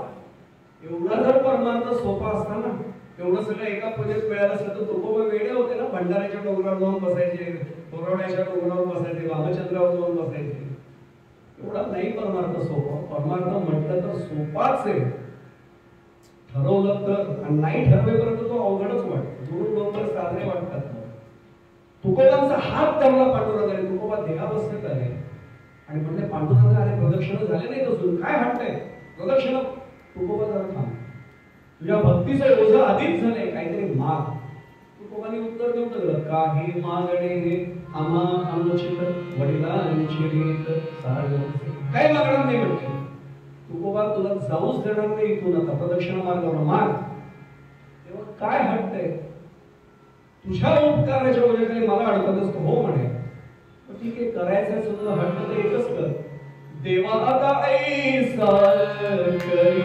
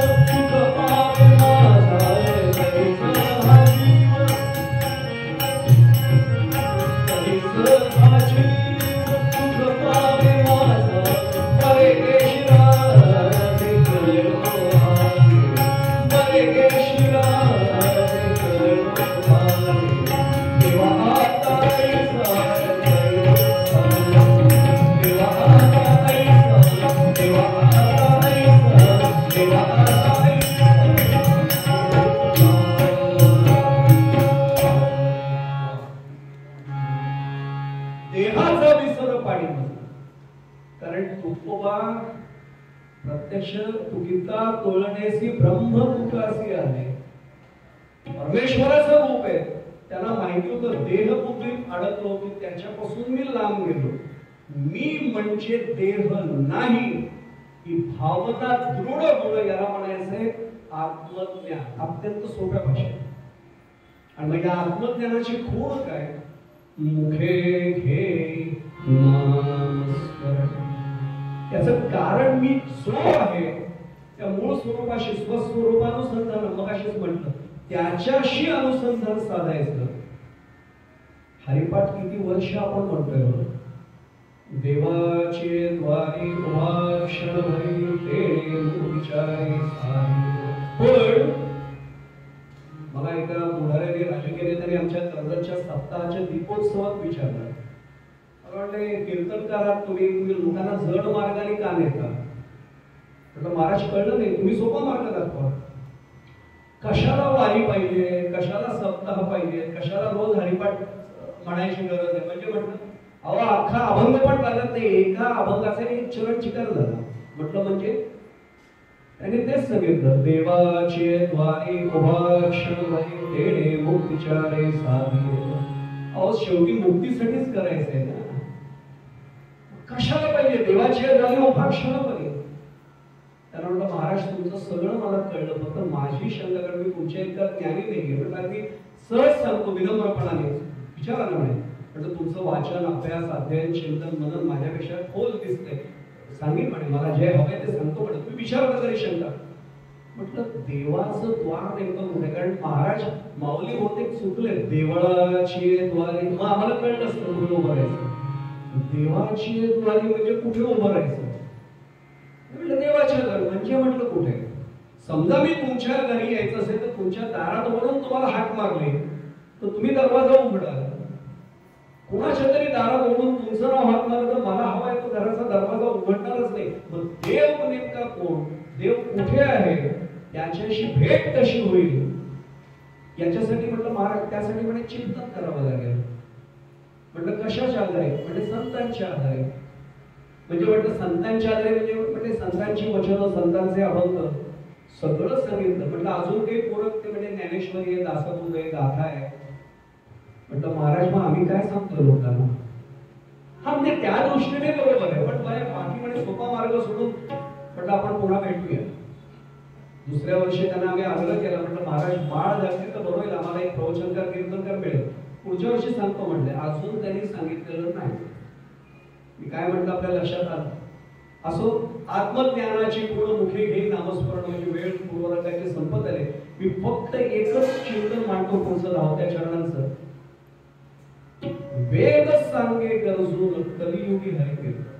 या कलियुगामध्ये वेदही सांगताय की उद्धार व्हायचा असेल हरिकीर्तनाशिवाय उपाय नाही. अजिबात उपाय नाही. सर्वात सोपा उपाय हरिकीर्तन. फक्त पुढे जाण्यापूर्वी सांगतो, काहीतरी म्हटलं तुम्ही कीर्तन करा. तुम्हाला ठीक आहे हरिकीर्तन करायची संधी मिळाली. हरिकीर्तन करणं म्हणजे फक्त इथे उभं तबलापेटी किंवा आमच्या संप्रदायाच्या पद्धतीने टाळकरी, वेडेकरी, सातकरी, गायनाचार्य घेऊन त्यालाच फक्त हरिकीर्तन म्हणत नाही. अहो त्याचं नाम घेणं हे सुद्धा कीर्तन आहे. लीला संकीर्तन, नाम संकीर्तन, कितीतरी संकीर्तनाचे प्रकार आहेत. आणि बाकी सोडून द्या. जिथे कीर्तन सुरू आहे तिथे ऐकायला जरी बसलो, श्रवण मनापासून केलं, कलियुगी हरिकीर्तन. पण एवढं सोपं नसतं बरं का. मला रावत नाही म्हणून मी शिरवळकर बुवांचं उदाहरण नेहमी देतो. शिरवळकर बुवा इथे येऊन गेले की मला माहिती, पण जुन्या पिढीने शिरवळकर बुवा नक्की ऐकलेले असते. डोंबिवलीचे शिरवळकर बुवा माहिती आहे तसं बहुतेक महाराष्ट्रात कोणी नसेल, काकांना कल्पना आहे. आणि मिश्किल होते ते तसे. खूप त्यांनी किस्से वेगवेगळे सांगायचे नाही.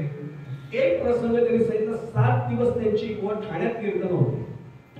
आणि त्यांचे एक ओळखीचे फॅमिली डॉक्टर होते. ते काय उपचारासाठी द्यायचे नाही, पण श्रोता म्हणून त्यांचा संबंध आलेला होता. आणि 7 दिवसात त्यांच्या घरी एकदा प्रसादाला जायचं हे ठरलेलं असायचं. पण यावेळी एवढ्यांनी प्रेमाने आग्रह केला की डॉक्टरांकडे जाणं बाहेर. म्हणून कीर्तनकार म्हणजे चला जाता जाता भेटून तरी जाऊया म्हणून दवाखान्यात गेले. पूर्वीसारखा मोबाईल नव्हता, येऊन का थेट भेटायचं. आता शेजारचा माणूस लग्नाची पत्रिका सुद्धा व्हॉट्सअपवरच पाठवतो. मी टीका नाही करत आहे, त्याचा म्हटलं तर फायदा आहे, म्हटलं तर तोटा आहे. पण माझा एक पत्रकार मित्र, मी जाता जाता तेही सांगतो, त्याला शेजारच्या घरात त्याने, आता शेजारचं घर आहे, बेल वाजून पत्रिका देऊ शकत नसतात, तरी सगळ्यांप्रमाणे यालाही व्हॉट्सअपवरच पत्रिका पाठवली. आणि खाली दिलं एक ओळ टाकून, शेजारचं घर. हेच अगत्याचं निमंत्रण समजून आवर्जून प्रेमाने येण्याचे करावे ही विनंती. हा पत्रकार होता, पोचलेलाच होता. त्यांनी त्यावेळी होती जुनी गोष्ट, 2000च्या नोटाचा फोटो काढला, त्याला व्हॉट्सअपवर पाठवला. हाच अगत्याने केलेला प्रेमपूर्वक आहेर मानून कृपया स्वीकार करावा की नाही. तो लग्नाला गेला हे सोडून द्या, पण तो म्हटलं मला हे शिकवायचं होतं, शेजारचं घर आहे. अरे शिरवळकर बुवांना साथ केलेली आहे. तुम्हाला नमस्कार आमचा. क्या बात आहे. तुम्ही शिरवळकर बुवांना ते चांगले बोलवतात व्यवस्थित.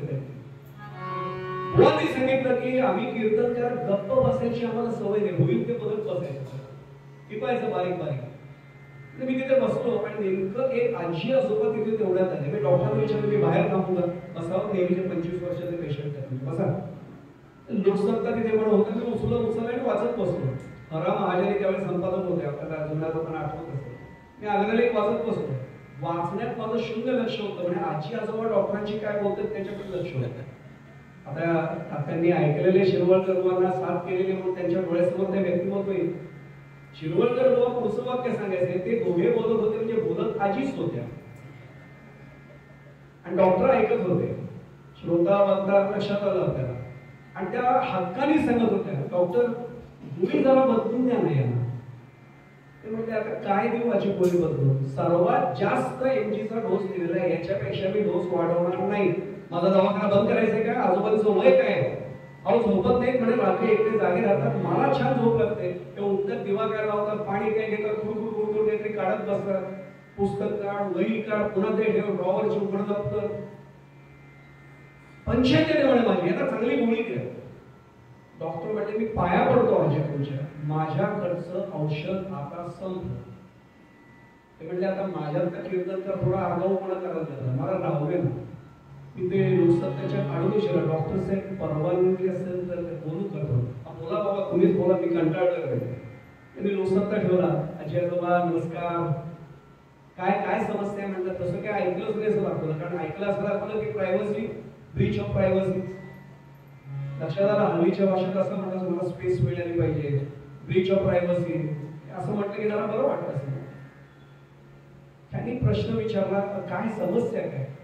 आजीच बोलत होत्या, झोपतच नाहीये बघा मी डॉक्टरांना ते सांगते औषधाचा डोस वाढवून द्या, काहीतरी वेगळं औषध द्या. आयुर्वेदिक चालेल का म्हणजे औषध? अहो आयुर्वेदिक आहे कुठलं पण द्या, झोपतील असं बघा, 100% झोपतील, पण आयुर्वेदिक आहे, ॲलोपॅथिक नाही म्हणे. माहिती ज्ञान म्हणे. आता इथे कसं असेल मला काय माहिती की तुम्ही ही समस्या घेऊन येणार. मी डोंबिवलीला राहतो, आज शेवटचं कीर्तन आहे माझं. माझ्या बरोबर रात्री शेवटच्या लोकांनी जायचं डोंबिवलीला असताना मी तुम्हाला राहायची व्यवस्था माझ्या घरी करतो, औषध तुम्हाला देतो, दुसऱ्या दिवशी ट्रेन मध्ये तुम्हाला बसून देईल लोकलमध्ये, तुम्ही ठाण्याला या, मी माझ्या पुढच्या प्रवासाला जाईल. येतो म्हटले. ते म्हटले माझी मंदिरात कीर्तन सुरू आहे, या तिथे. आणि आले आणि शिरवळकर बुवा म्हटले, जय जय रामकृष्ण हरीचा गोवर्धन धर गोपाल धर सुर धगाडी. मला वाटलं माईक म्हणून कसा काय आवाज झाला. मी पुन्हा थोडंसं बघितलं, जे सिस्टीम ऑपरेट करत होते ते म्हटले बुवा इकडनं काही गडबड नाही. पुढचं पुन्हा गेलंय, हरी जय जय राम. मग लक्ष केलं, खांबाला टेकलेले आजोबा मस्त झोपले. मी आजींना लगेच फोन केली, यांना रोज कीर्तनाला घेऊन येत चला. मग लक्ष केलं, कीर्तने बैसता निद्रे नागविले का म्हणावं लागलं.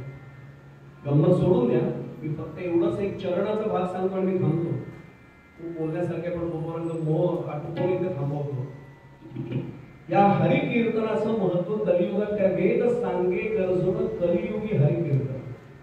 हरिकीर्तनाला जाण्याचं महत्व आमच्या वामन पंडितांनी 4 चरणांच्या श्लोकात सांगितलंय.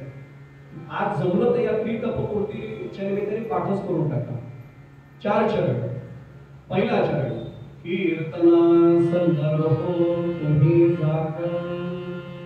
दुसरा चरण, कीर्तना संदर्भो तुम्ही जागा. तिसरा, कीर्तना संदर्भो तुम्ही जागा. चौथा चरण, कीर्तना संदर्भो तुम्ही जागा. श्रोते म्हणतील बुवा तुम्ही प्रथम जागे राहा, झोपेत काहीतरी एकच चरण 4 चरण म्हणून सांगताय.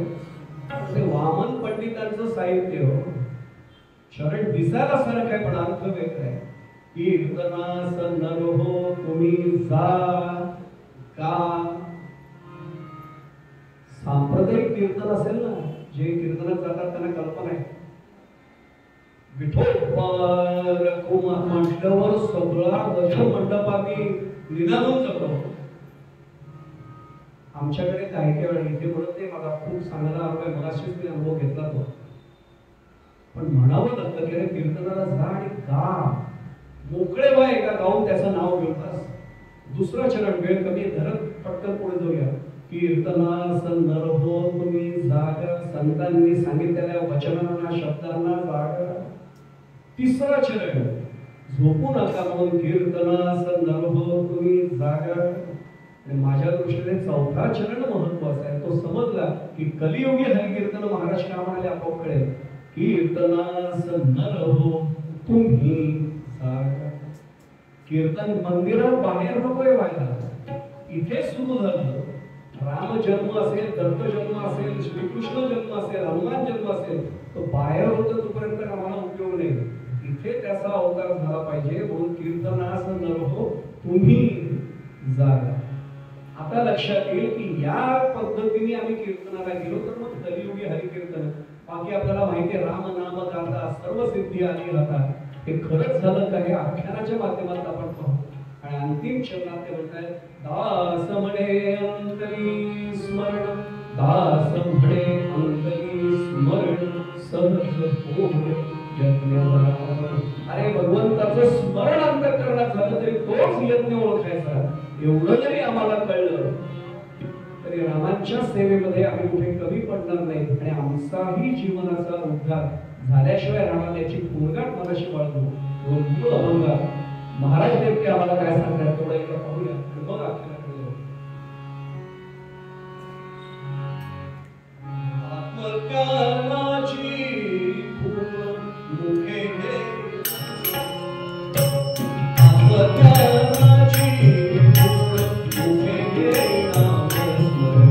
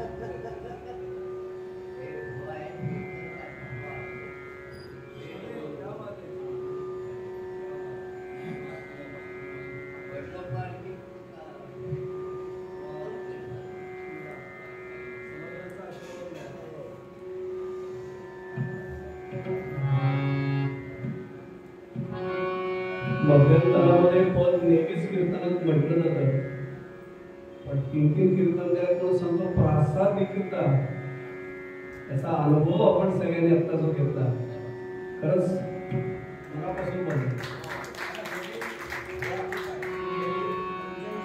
85 वय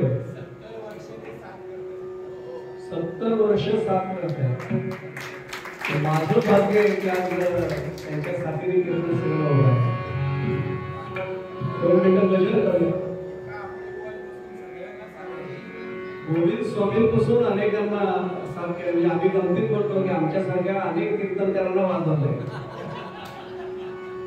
मोठा आशीर्वाद मलाच त्यांचा मिळाला असं मी खरंच मनापासून म्हणतो.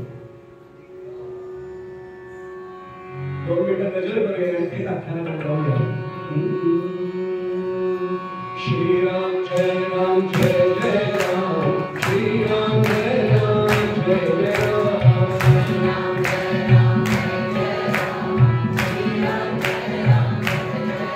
राम, श्रीराम जय राम जय जय राम, श्रीराम जय राम जय जय राम, श्रीराम जय राम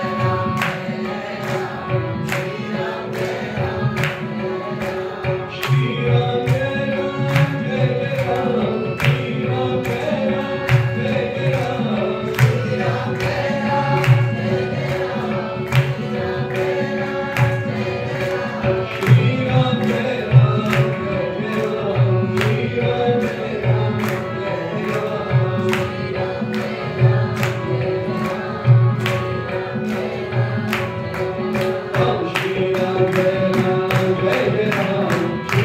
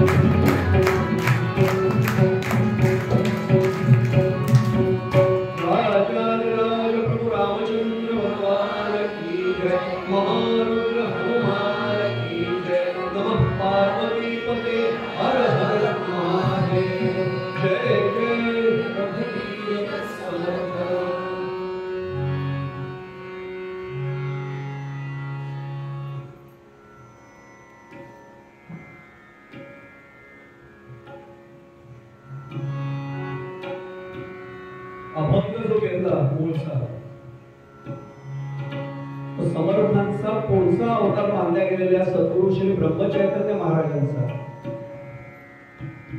आणि आख्यान आपण जे पाहतोय ते मूळ अवतार असलेल्या राष्ट्रगुरु समर्थ श्री रामदास स्वामी यांच्या संदर्भात पुढे जाण्यापूर्वी मुद्दामून सांगतो. मगाशी पण मी उल्लेख केला की येईपर्यंत ठरत नव्हतं की हे आख्यान घ्यावं का ते आख्यान घ्यावं, हा अभंग का तो अभंग, मला कल्पनाही नव्हती. पण समर्थ संप्रदायातली ज्येष्ठ अधिकारी व्यक्ती आज येऊन बसणार असल्यामुळे समर्थांनी बहुतेक ही प्रेरणा दिली आणि म्हणून हे आख्यान आज ते मांडावंसं वाटलं. काय विरोध असेल आपल्या कल्पनेच्या बुद्धीच्या पलीकडचं सगळं आहे. समर्थांबद्दल बोलणं तितकं थोडं आहे, किंबहुना ते बोलण्याची माझ्यासारख्याची पात्रता देखील नाही असं मी नेहमी मानतो. पण प्रचंड उपकार समर्थांचे केवळ महाराष्ट्रावर नव्हे पूर्ण अखिल जगतावर, कसं मी नेहमी सांगतो, तर दासबोध हा फक्त महाराष्ट्रासाठी हिंदूंसाठी ग्रंथ नाही, ज्याला ज्याला माणूस म्हणून जगायचंय त्या सगळ्यांसाठी दासबोध. मुळात दास या शब्दाचाही अर्थ नेहमी लक्षात घ्यावा लागतो. दाय यक्षती म्हणजे देणे. काय देणे? स म्हणजे सर्वस्व देणं. आणि किती काळ देणं? दास शब्दाला उलट करा, सदा. म्हणून तर सदा सर्वदा योग तुझा घडावा. आता लक्षात येईल समर्थांचं उपकारांचं ओझं आमच्या शरीरात आणि त्याच्यातल्या त्या ऋणातून मुक्त होणं शक्य नाही, होई नाही. त्या ऋणातच राहण्यात आपली धन्यता आहे. समर्थ ज्यावेळी प्रभू रामचंद्रांची कृपा झाली आणि रामांचीच आज्ञा झाली, मंदिरे रामांचंच आहे त्यामुळे आख्यानही त्यांच्या संदर्भातच, आणि रामांची आज्ञा झाली समर्थांना की संपूर्ण देशात देशभर फिर. आणि मग धर्माचा रामनामाचा हा प्रसार भक्ती मार्गाचा करायचाच.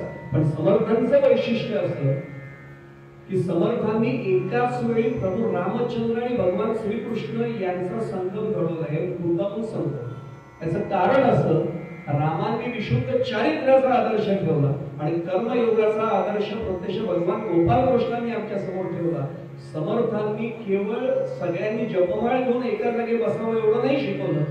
जे तरुण आहेत त्यांना राष्ट्रकार्यार्थ प्रेरित केलं. म्हणून जागोजागी जी हनुमान मंदिरं दिसते ती समर्थांची कृपा आहे आपल्याला. तरुण असतील त्यांना उपासना मार्ग बलोपासनेचा द्यावा. ते आमचे शिखर आम्ही अभिमानाने सांगतो आजही करतात. जिथे कीर्तनाला जातात तिथल्या तरुणांना सूर्यनमस्कार ते घालायला प्रेरित करतात. मी अभिमानाने सांगतो शिखर. त्यामुळे बलोपासनेचा मार्ग दिला, भक्ती मार्ग दिला. राम माझा कसा आहे, माझा धर्म कसा आहे, माझा देश कसा आहे, समाजाप्रती माझं कर्तव्य काय, असं सगळ्यांना सांगत सांगत समर्थ भारत भ्रमण करत होते, देशभर प्रवास करत होते. आणि तो प्रवास पायी तीर्थयात्रा, मुखी रामनाम, हाची माझा नेम सिद्धिरे या प्रकारचा. मी भारत यात्रा केली तर मी केसरी टूर्स ट्रॅव्हल्सला फोन करतो. राहण्याची व्यवस्था कशी आहे, जेवणाच्या वेळा काय असतात, चहा एकदा मिळतो का दोनदा, आलं टाकून मिळतो का बिन आल्याचा मिळतो, सगळी चौकशी करून निघायचं आणि केवळ राष्ट्रकार्यात माझ्या रामांच्या सगळ्या भक्तीचा प्रसार करायचा एवढंच ध्येय.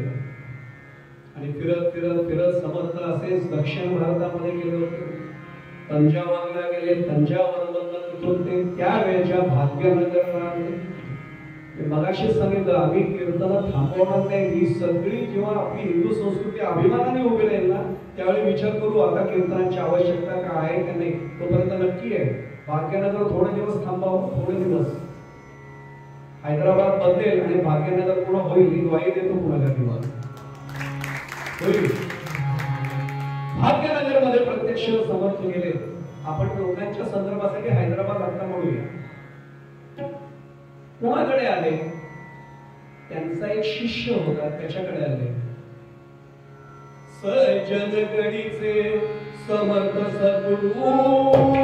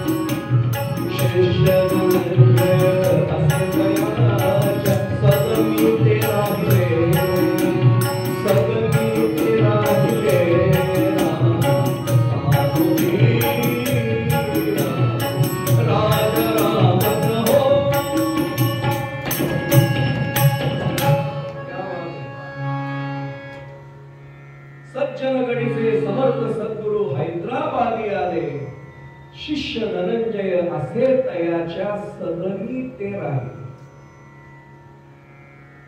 पूर्वी सद्गुरू कळवून नाही जायचे, आता कळवून जातात म्हणजे सोय शिष्याची होण्यासाठी नाही. जे सुज्ञ त्यांना कळलं. माझ्यासारखा लिहितो, मला झोपायला डनलॉपची गादी लागते, एसी जर असलाच पाहिजे, उठल्यानंतर मला गिर गाईचं दूध लागतं, रात्री झोपताना गरम गरम मसाला दूध मला लागतं. द्या नाही म्हणायचं बरं का, मला लागतं किंवा मला सवय आहे. समर्थांची अपेक्षा काहीच नव्हती, एकच अपेक्षा होती, समाजाने राष्ट्रकार्यासाठी प्रेरित व्हावं बस. आणि आले त्यावेळी द्वारघंटी वगैरे होती की नाही मला माहित नाही, पण समर्थांचा आवाजच कणकणीत होता, जय जय रघुवीर समर्थ. आज एवढा आवाज आला आणि धनंजयच्या लक्षात आलं गुरुजी आले. पत्नीच्याही लक्षात आलं, गृहलक्ष्मी होती. भराभरा तिने सांगितलं, तुम्ही गुरुजींचं स्वागत करा, मी औषधाची तयारी करते. भरभर भरभर गेला धनंजय, धावत गेला, आडसर काढला दाराचा. आता हा सुद्धा शब्द जुन्या लोकांना कळेल, आडसर काढणं कळतच नाही लोकांना. लॅच खोललं, हे खोलणं हा शब्द सुद्धा मराठीत कुठनं आणला मला कळलंच नाही. हिंदीचं आम्ही इतकं मराठीकरण केलंय, खाना बनाना इतपर्यंत बरोबर, जेवण बनवू का? आपल्याकडे मराठीत बनवणं म्हणजे फार वेगळा अर्थ घेतला जातो. चांगलंच बनवलं. कालच सहज सांगितलं, मराठी भाषा किती समृद्ध असावी. टोपी माझी बी घातली, लोक म्हणतात चांगलं काम केलं, आणि यांनी दुसऱ्याला टोपी घातली, अर्थच बदलला. सुना लावणं याचा दुसरा अर्थ फार वेगळा आहे. पण मी नेहमी सांगतो शेखर, मला जगात सर्वात प्रामाणिक कोण विचारा? पानपट्टीवाला. कारण तो समोरच्याला विचारतो, शेठ सुना किती लावू? विचारल्याशिवाय लावत नाही. काय गंमत आहे बघा. अडसर काढला, डोळ्यातनं अश्रू झाला. गुरुजी तुम्ही स्वतः पायावर साष्टांग दंडवत घातलं. तोपर्यंत ही औषधाची तयारी केली होती. पादप्रक्षालन केलं, औषण केलं. दोघांनी स्वागत केलं. सांगितलं गुरुजी या ना आतमध्ये. अत्यंत समृद्ध परिस्थितीतला हा शिष्य त्यांचा. आजच्या परिभाषेत सांगू तसं 3 मजली म्हणा, 2 मजली म्हणा असं म्हणण्यासारखं घर काय हवेली. खाली राहण्याचं त्यांचं निवासस्थान स्वतःचं. वरती एक सभागृह होतं, म्हणजे ज्याला आपण कार्यक्रमासाठीचा मराठीतला आपला हॉल. अनेकदा हॉलमध्ये म्हणजे काय असं विचारलं की जिथे हाल खूप होतात तो हॉल म्हणतात. पण खरंच सभागृह होतं आणि त्याच्यावरती अभ्यागत कक्ष होता. म्हणजे जे आलेले अभ्यागत आहेत, पाहुणे आहेत, पुढे जाण्यापुढे सांगू राहत म्हणून अतिथी आणि पाहुणे यातलाही फरक तुम्हाला कळत नाही. शाळांच्या कार्यक्रमाला मला अनेकदा जावं लागतं. आजचे आपले प्रमुख अतिथी, अरे अतिथी म्हणजे तिथी न ठरवता अचानक अकस्मात आलेला पाहुणा यांना मला बोलवलं तर तुम्ही अतिथी कुठनं आला. पण मराठीचा मला समजेल असं झालंय, चीफ गेस्ट हे म्हटलं की लोकांना बरं वाटतं. तो चीफ असतो का चीप असतो हेही नंतर कळतं काही दिवसांनी. आपण फार सुज्ञात, आपल्याला कळतं की काय म्हणतात. बसायला त्यांना सांगितलं. वाडा म्हणजे हवेलीच होती आणि आदर स्वागत सगळं झालं. गुरुजींना घर दाखवलं गेलं. गुरुजींनी एकच प्रश्न विचारला, किती वर्ष झाली? गुरुजी झाली काही वर्ष बांधून. काही बोलले नाहीत त्या दिवशी. एक दिवस जाऊ गेला, सगळी दिनचर्या पाहिली आणि दुसऱ्या दिवशी धनंजयला बोलवलं. सगळी स्वतःची आंतरिक पूर्ण झाली. समर्थांचा उपासनेवर फार बल, उपासनेला थोडंसं आलं. उपासना मार्गात समर्थांनी कधीही तडजोड केली नाही आणि होऊ दिली नाही. म्हणून आजही गडावर जाऊन बघा, शिस्त म्हणजे शिस्त. समर्थांना ढिलाई हा प्रकारच नव्हता. अभ्यासोनी प्रकटावे नाहीतरी झाकोनी असतात. समर्थांना वाटेल तो ढिसाळपणा चालायचंच नाही. असं म्हणजे असंच, आम्ही करतो ते सोडून द्यावं. आम्ही अगदी सगळ्याला ज्याला काय म्हणू आपण, सुवर्ण पुष्प दक्षिणार्थे अक्षतां समर्थ आहे. आणि आमची योग्यताच तेवढी आहे. समर्थ जे करायचे जसंच्या तसं. आणि दुसऱ्या दिवशी समर्थाने धनंजयला बोलवलं आणि एवढंच विचारलं, तू म्हटलास बरेच दिवस झाले. हो म्हटला. रामनामाचा गजर किती वेळा झाला सामूहिक? नाही, मी आणि माझी पत्नी मी तुला अनुग्रह दिला, तू करणारच. मी रामनामाचा गजर विचारतोय, गजर किती वेळा झाला? गुरुजी नाही झाला. भजन नाही झालं. कीर्तन गुरुजी नाही झालं. सोबोबाने म्हणून ठेवलेलं, भाग्यवंत घरी भजन की भाग्यवंत घरी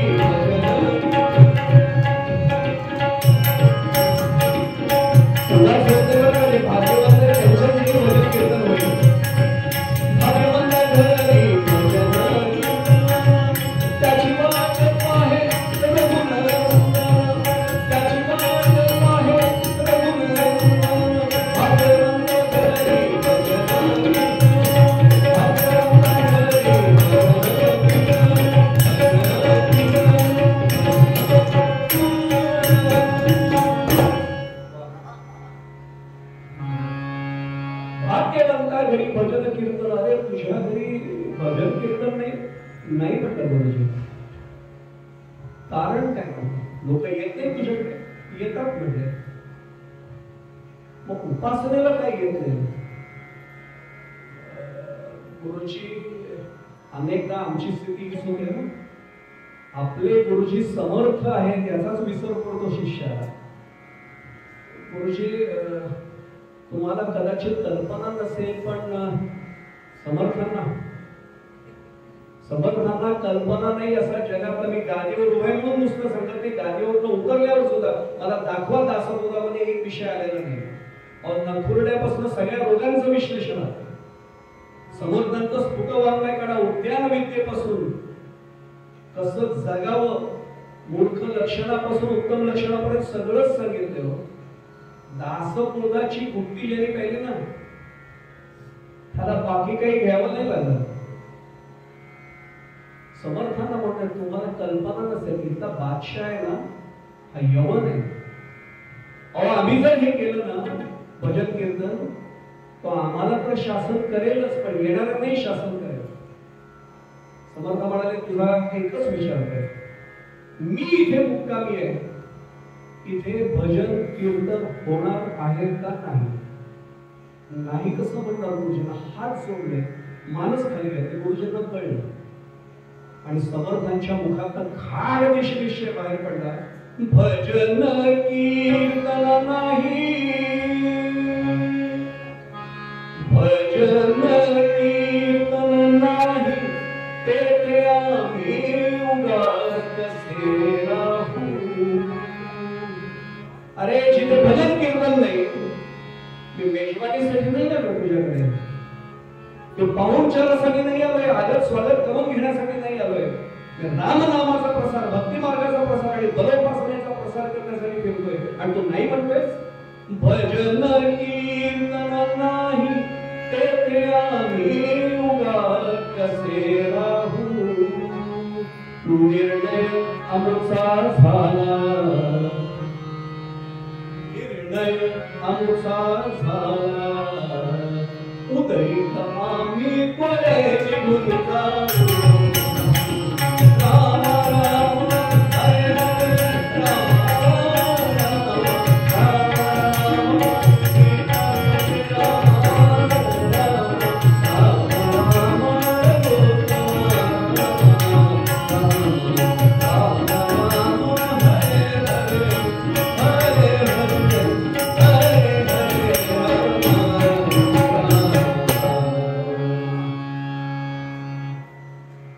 वेळ झालेली असते तरी अशी साथ असल्यामुळे तुम्हाला आवडता येत नाही. वेळ मला झालाय, उद्या इथून सकाळी मी बाहेर पडेल आणि समर्थ अभ्यागत कक्षाकडे ताडकन निघून गेले. आणि हा समर्थांचा आणि धनंजयचा संवाद दाराच्या मागे उभी असलेली पत्नी ऐकत होती. समर्थ वर गेल्याबरोबर पत्नी पुढे आली, म्हटली, अहो गुरुजींना तुम्ही नाही म्हटला. आणि आता पत्नी सांगते की अर्धांगिनी उगाच नाही तिला म्हणत, कधीतरी हा देह टाकून जायचंच आहे ना. देह काही कायमचा नाहीये.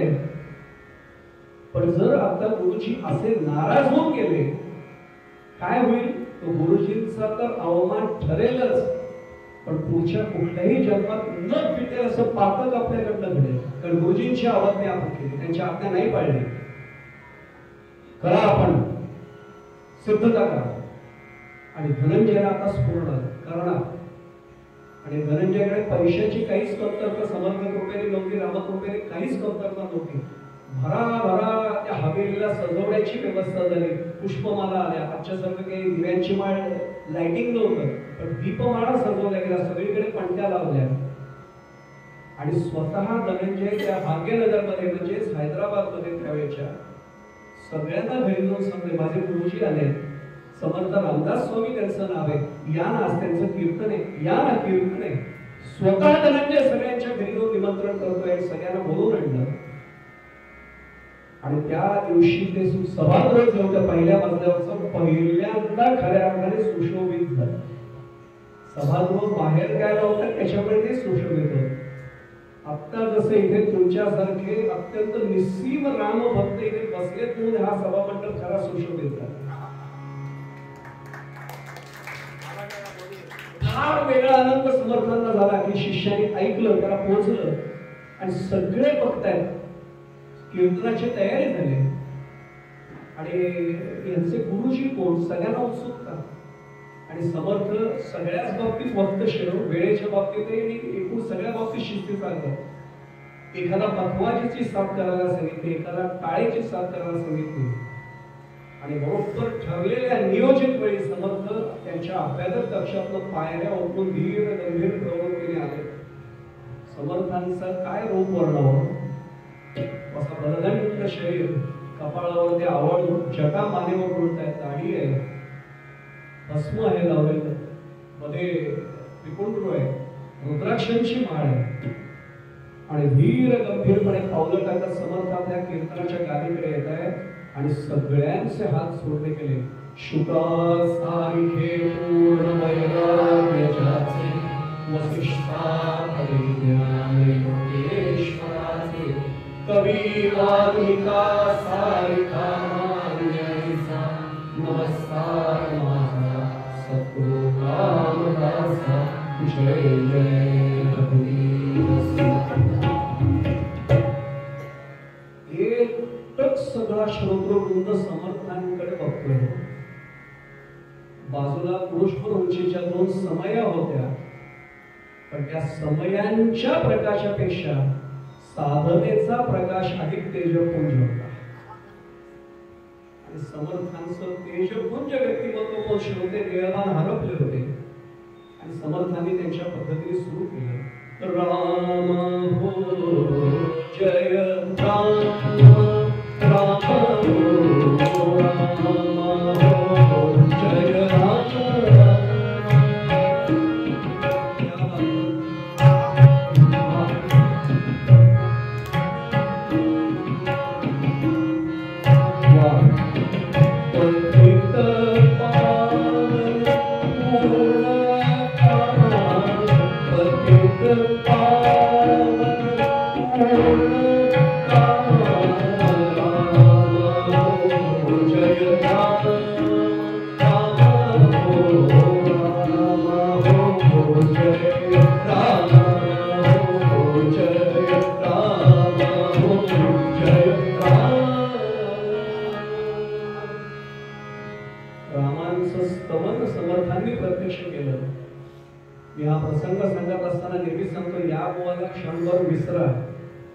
समर्थांनी कसं रामा हो जय रामा म्हटलं असेल, फक्त डोळ्याने आठवलं तरी आजचा दिवस आपला सार्थकी झाला.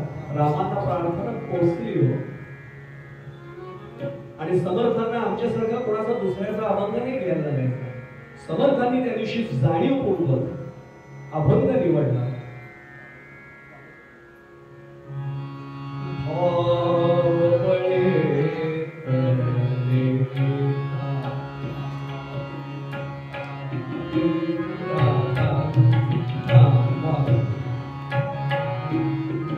Oh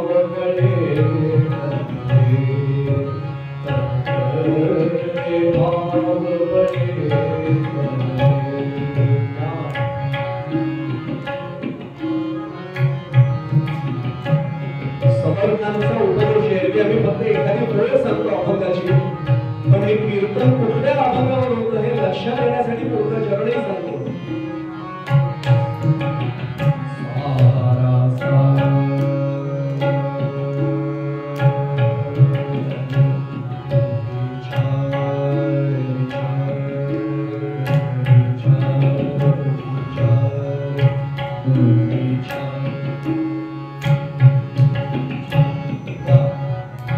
समर्थांचा शब्द आहे, सारासार दिसायला एक शब्द आहे. सार असार विचार विनोद भवमान निस्तरले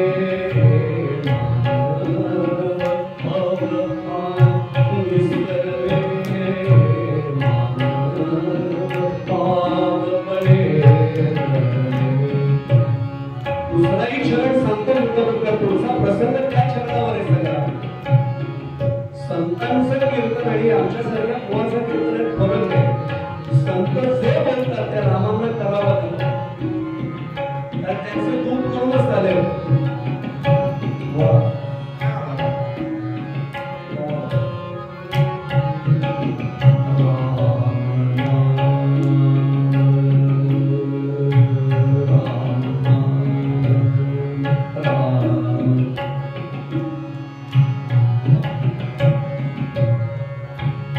शब्द महत्वाचा आहे. आम्ही एकदा घेतो. समर्थ काय बरं म्हणते नीट बघूया. राम नाम निरंतर वाचे, निरंतर वाचे, निज मनी हो स्थिर, निज पदी हो स्थिर.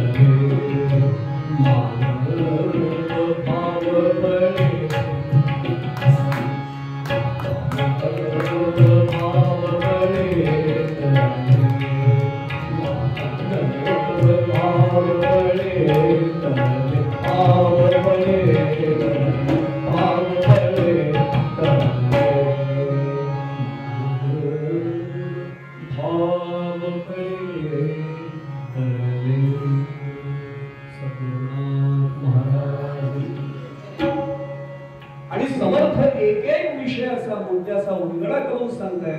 भावाचं बळ ज्याला मिळालं तो भावातनं सहज धरून जातो. आणि समर्थांचे शब्द आहे, काय करून जायचे? भव करून जायचे. भव शब्दाला भवाला एक काना वाढवला की भाव येतो. आता भाव आणि भावना आम्ही सरमिसळ करतो. आज तो विषय म्हणून मी शिरत नाही, तर उत्तरांना पूर्वरंग सुरू आहे. भाव वेगळा, भावना वेगळ्या. मी आता शिरत नाही, सूर्यात जाता जाता विजय देऊन करतो त्याच्यावर. भव हा निस्तरले मानव भाव बळे करे, राम नाम निरंतर वाचे, निजपदी हो स्थिरले मानव भाव बळे करे. आणि समर्थ एक सांगताय, सगळे बसले. समर्थांचं कीर्तन तल्लीनतेने ऐकतायत. धनंजय तिथे त्या जिन्याच्या तिथे उभा आहे. श्रोते आले की बसवण्याची व्यवस्था यजमानाला हे सगळं करावं लागतं. कान समर्थांच्या कीर्तनाकडे आणि डोळे येणाऱ्या अभ्यागतांकडे. आणि नेमकं समर्थांनी तो प्रसंग घडवला. खालीच एक पहारेकरी बसला होता. नेमका निजाम त्याच वेळी हैदराबादचा फेरीसाठी आला. तो एकदम तसंच राहा. जी हुजूर, जी हुजूर, क्या यहाँ शादी चल रही है क्या? जी पता नहीं, तो बैठे क्यों? ऐकल्यावर बरं वाटतं. त्यावेळी पण ही पद्धत सुरू आहे. कसा येऊन गेलं तरी कळणार नाही हो. आज खरं सांगू, धर्मवीर छत्रपती संभाजी महाराजांची दिनांकानुसार, मी तारखेनुसार म्हणत नाही, दिनांकानुसार जयंती आहे. या निमित्ताने त्याला वंदन. अहो, जे छत्रपतींना समजलं, जे आमच्या शंभूराजांना कळलं, ते अजून आम्हाला कळत नाही. आरमार भक्कम असावं हे कळणारे छत्रपती आणि तनंतर तोफखाना पहिल्यांदा उभारणारे आमचे धर्मवीर संभाजीराजे. आणि आमच्याकडे उपग्रहांपासून सॅटेलाइट पासून सगळं आहे, तरी कसा कधी डोळ्या घडतो कळत नाही. तुकाराम ओंबळेंना स्वतःचं समर्पण करावं लागतं तेव्हा तो सापडतो. असो मला काही त्याला दुर्दैव म्हणेन मी. खरं म्हणजे यालाच कलियुग म्हणावं. क्या चल रही है शादी जी पता नहीं, पता करके आओ. आला धावत धावत, कारण बाजूला बादशाह लोक धरून बसला होता. त्याने धनंजयला विचारलं, किसका घर है, नाम क्या है तुम्हारा? तो बोला जी धनंजय. क्या चल रहा है, शादी चल रही है? नहीं. तो फिर क्या ही चल रहा है? कीर्तन चल रहा है. तोपर्यंत बादशाहला यांनी खाली सांगितलं कीर्तन खूप चल रहा है. बादशाह चिडला, हे असं कधी ऐकलं नव्हतं कीर्तन. धाड धाड धाड जिल्ह्यावर आला. धनंजयच्या लक्षात आलं जी परीक्षा बघितली जाईल अशी भीती होती ती आता घडली. पण आता खरं सांगू पूर्ण बदलला होता. मला खरं सांगताना नेहमी बोलत माझे सद्गुरू तिथे उभे समर्थ म्हणून. समर्थाशिया सेवका वक्र पाहे असा सर्व भूमंडळी कोण आहे. कशाला घाबरेल धनंजय? सद्गुरूंसारखा वा श्रीगुरूंसारखा स्वतः पाठीराखा इतरांचा लेखा कोण करेल, कोण चिंता करत? आता घाबरला नाही असा बादशाहकडे बघतोय. क्या चल रहा है? कीर्तन. क्या होता है ये कीर्तन? जी हमारे गुरुदेव जी आए हैं, मेरे सद्गुरु है. क्या नाम है उनका? जी रामदास स्वामी वगैरे करते. त्याने नावच ऐकलं नव्हतं कारण स्वतःच्या विश्वाच्या बाहेर त्यांनी रोकवलंच नव्हतं. ये क्या होता है कीर्तन? तो बोलता हमारे भगवान जी का यहाँ वर्णन होता है, धर्म के बारे में, हमारे आचरण के बारे में सब कुछ बताया जाता है. किस तरह से भक्ति की जानी चाहिए, किस तरह से नाम भगवान का लेना चाहिए. याने समर्थांकडे हे ऐकणं त्याचं बंद झालं की समर्थांकडे कोण हिप्नोटाईज झाला असं मी आजच्या काळामध्ये संमोहित झाला आणि लक्ष घाटेल ना. समर्थांचं व्यक्तिमत्व होतं ते असा बघतच बसला. एकदम भानावर आला. ठहरिये. समर्थांचं कीर्तन सुरू होतं. समर्थ थांबले की काय माझ्यासारखे बुवासारखे नव्हते. मी विचारलं असतं दादा इथून बाहेर पडायला रस्ता कुठे आहे? ते समर्थ होते. कमरेवर हात ठेवून उभे राहिले. आपको कुछ तकलीफ हो रही है. आणि पुढे जाण्यापुढे सांगू समर्थांना मी वाळिंबे डॉक्टर वाळिंबेंचं पुस्तक आपल्याला तर माहिती निश्चितपणे काढून पहा. 5 संत कवी नावाचं पुस्तक आहे. दुर्मिळ झाले पण जर एखाद्या लायब्ररीत असेल तर मी हात जोडून सांगेन त्याची झेरॉक्स काढून ठेवा. समर्थांबद्दल न माहिती असलेली पीएचडी केलेल्या वाळिंबेने त्यात सगळं लिहिलंय. हुसेनी तुम्ही गायला नको आता, पण हुसेनी राग गाणारा एकही गायक आता उरला नाही. पण हुसेनी राग सुद्धा समर्थ गायचे असं वर्णन आहे. समर्थांना सगळ्या प्रकारच्या अत्तरांचा अभ्यास होता. समर्थांना प्रत्येक विद्येचं ज्ञान अगदी तपशीलवार होतं. आणि समर्थांचं सर्व भाषांवर अशा प्रमाणात उर्दूत सुद्धा समर्थ अप्रतिम बोलायचे. त्याच्याशी संवाद सुरू केला. तकलीफ हुई कुछ जी हमारे मजहब के खिलाफ है. समर्थांनी एवढं सांगितलं मेरा धर्म किसी के खिलाफ तो कुछ नहीं कहता है. आम्ही आमच्या धर्मामध्ये आमच्या भगवंताचं स्मरण करणं एवढंच शिकवतो. आणखीन काय शिकवतात ते म्हणजे भक्ती कशी करायची शिकवतो. भक्ती म्हणजे काय ते म्हणजे ज्याच्यामुळे देव प्रसन्न होतो. अच्छा तो तुम्हाला भगवान प्रसन्न होता है ऐसे कीर्तन से? जी बिल्कुल हमारी यही धारणा है. दृढ श्रद्धेने समर्थ असण्याचं हो 100%. त्या आतमधल्या सभागृहात काही चित्र होती त्याला तैल चित्र म्हणतात. आजच्या परिभाषेत सांगू ऑइल पेंटिंग केलेली पेंटिंग्स होती काही. त्याच्यामध्ये विठ्ठल रखुमाईचं एक चित्र होतं. ज्यांना आपण काय बोलूया रामचंद्र प्रभू आणि जानकी माता यांचं एक चित्र होतं. आणि एक चित्र ते अगदी सुरुवातीला म्हणजे जिथून बादशाह आला त्याच्या डाव्या हातालाच भिंतीवर आमच्या भगवान गोपाल कृष्णाने राधेचं चित्र काढलेलं होतं. आणि कसं चित्र होतं त्या चित्रकाराने छान प्रसंग दाखवलाय की राधा असा वेडा समोर करते आणि भगवान कृष्ण असे देवळाचरण नाही करून सांगतो. आता भगवान काय गोड रूप असेल ते पुढे जाण्यापूर्वी रावत नाही म्हणून सांगतो. माझा स्वतःचा अनुभव जबाबदारीने मी गादीवरून सांगतोय. अनेकांच्या घरात समृद्धी असते, पैशाची कमतरता नसते. भांडखोर लोकांना असं पण नाही पण घरात तरी औदासिन्याचं वातावरण पदोपदी जाणवतं. मी अनेकांना काही उपाय हा दिलाय की तुम्ही हसऱ्या बालकृष्णाचा तो डेऱ्यामधला असं लोणी खातानाच आहे ना इथे लागलेलं लोणी हाताने असं बघतोय फोटो लावून ठेवा फक्त. आणि येता जाता सगळ्यांनी बघत करा. मी गादीवर आणि प्रभू रामचंद्रांना साक्षी देऊन जबाबदारीने सांगतो त्या घरामधलं वातावरण बदलले. 8-10 दिवसात लोक येऊन सांगतात करून बघा. आणि एवढं तेवढाचरण ते नहीं म्हणत नहीं ये कौन है? कहते भगवान गोपाल कृष्ण. कौन है ये? हमारे प्रभु रामचंद्र जी जो थे उनका ये अगला अवतार है. ये कौन है? उनकी सहेली. नाम क्या है उसका? राधा है. ये क्या कर रहे हैं? जैसे लोग तांबूल दे रहे हैं बेड़ा और ना कहणे याच्या डोक्यात खुळसट कल्पना. भक्तीत ताकद असेल ना, कीर्तनात ताकद असेल ना, तर मागणी करत त्यांच्याकडे माझ्या समोर कृष्णाने हा वेळा खाल्ला तर मी समजेल कीर्तनात ताकद. बरं तिथे समर्थांच्या जागी मी नको. आमच्या कीर्तनात कुठली ताकद होती.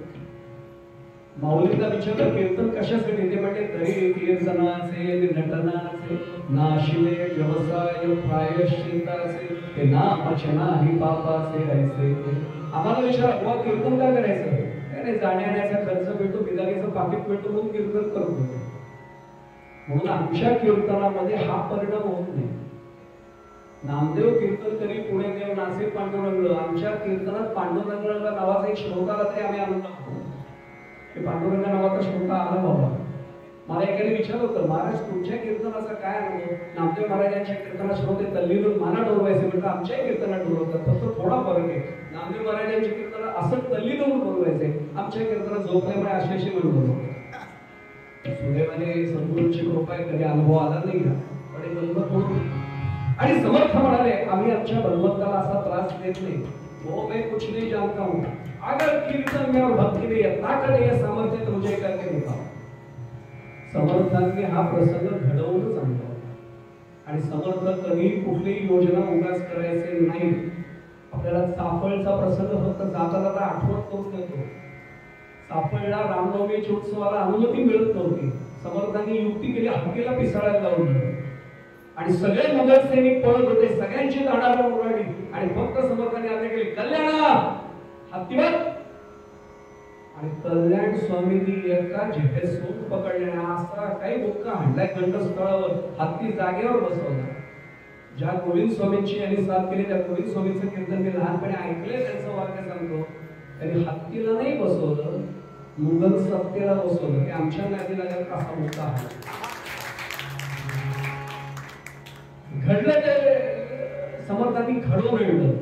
ते समर्थ म्हणाले ठीक है, आप अगर यही चाहते तो ये ईश्वर की इच्छा है, मेरे प्रभु रामचंद्र जी की इच्छा. लोकांना सांगितलं भजन सुरू करा, पण गंमत अशी झाली होती तो चिडला. तो म्हटला अगर ये नहीं हुआ तो आप कीर्तन कर रहे हैं, आपको 100 मुद्राएं. त्याला मुद्रा मी काय म्हणतो मला माहिती आहे तेवढं संचालन काय होतं. मुद्रा म्हणूया मुद्रिका म्हणा काय असेल ते, तर सुवर्ण मुद्रा होत्या का तांब्याच्या मुद्रा होत्या मला माहित नाही. 100 मुद्रांचा दंड करेल कीर्तन यांनी आयोजित केलं. यांना 500 मुद्रांचा दंड आहे. 500 ने 100 फटके आणि नाचवायचे. आणि जे श्रोते आलेत ना तुम्ही नाही त्यावेळेस त्यांना 25 मुद्रा दंड आणि 25 फटके बसले.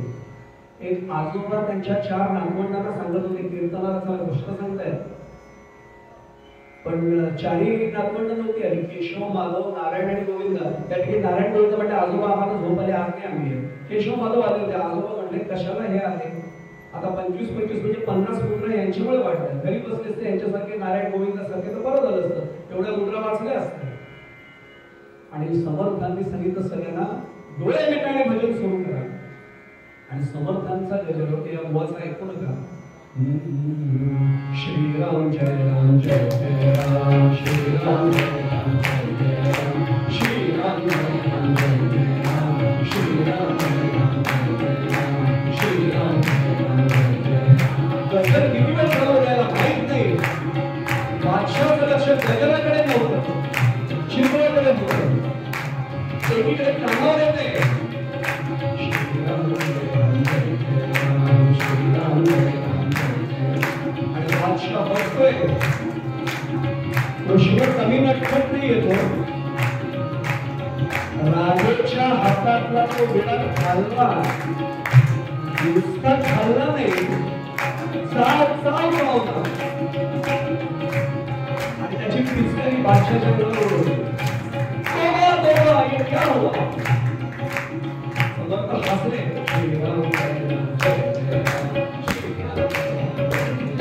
बादशाह सरकार वाटायला आपणही विरोध करावा.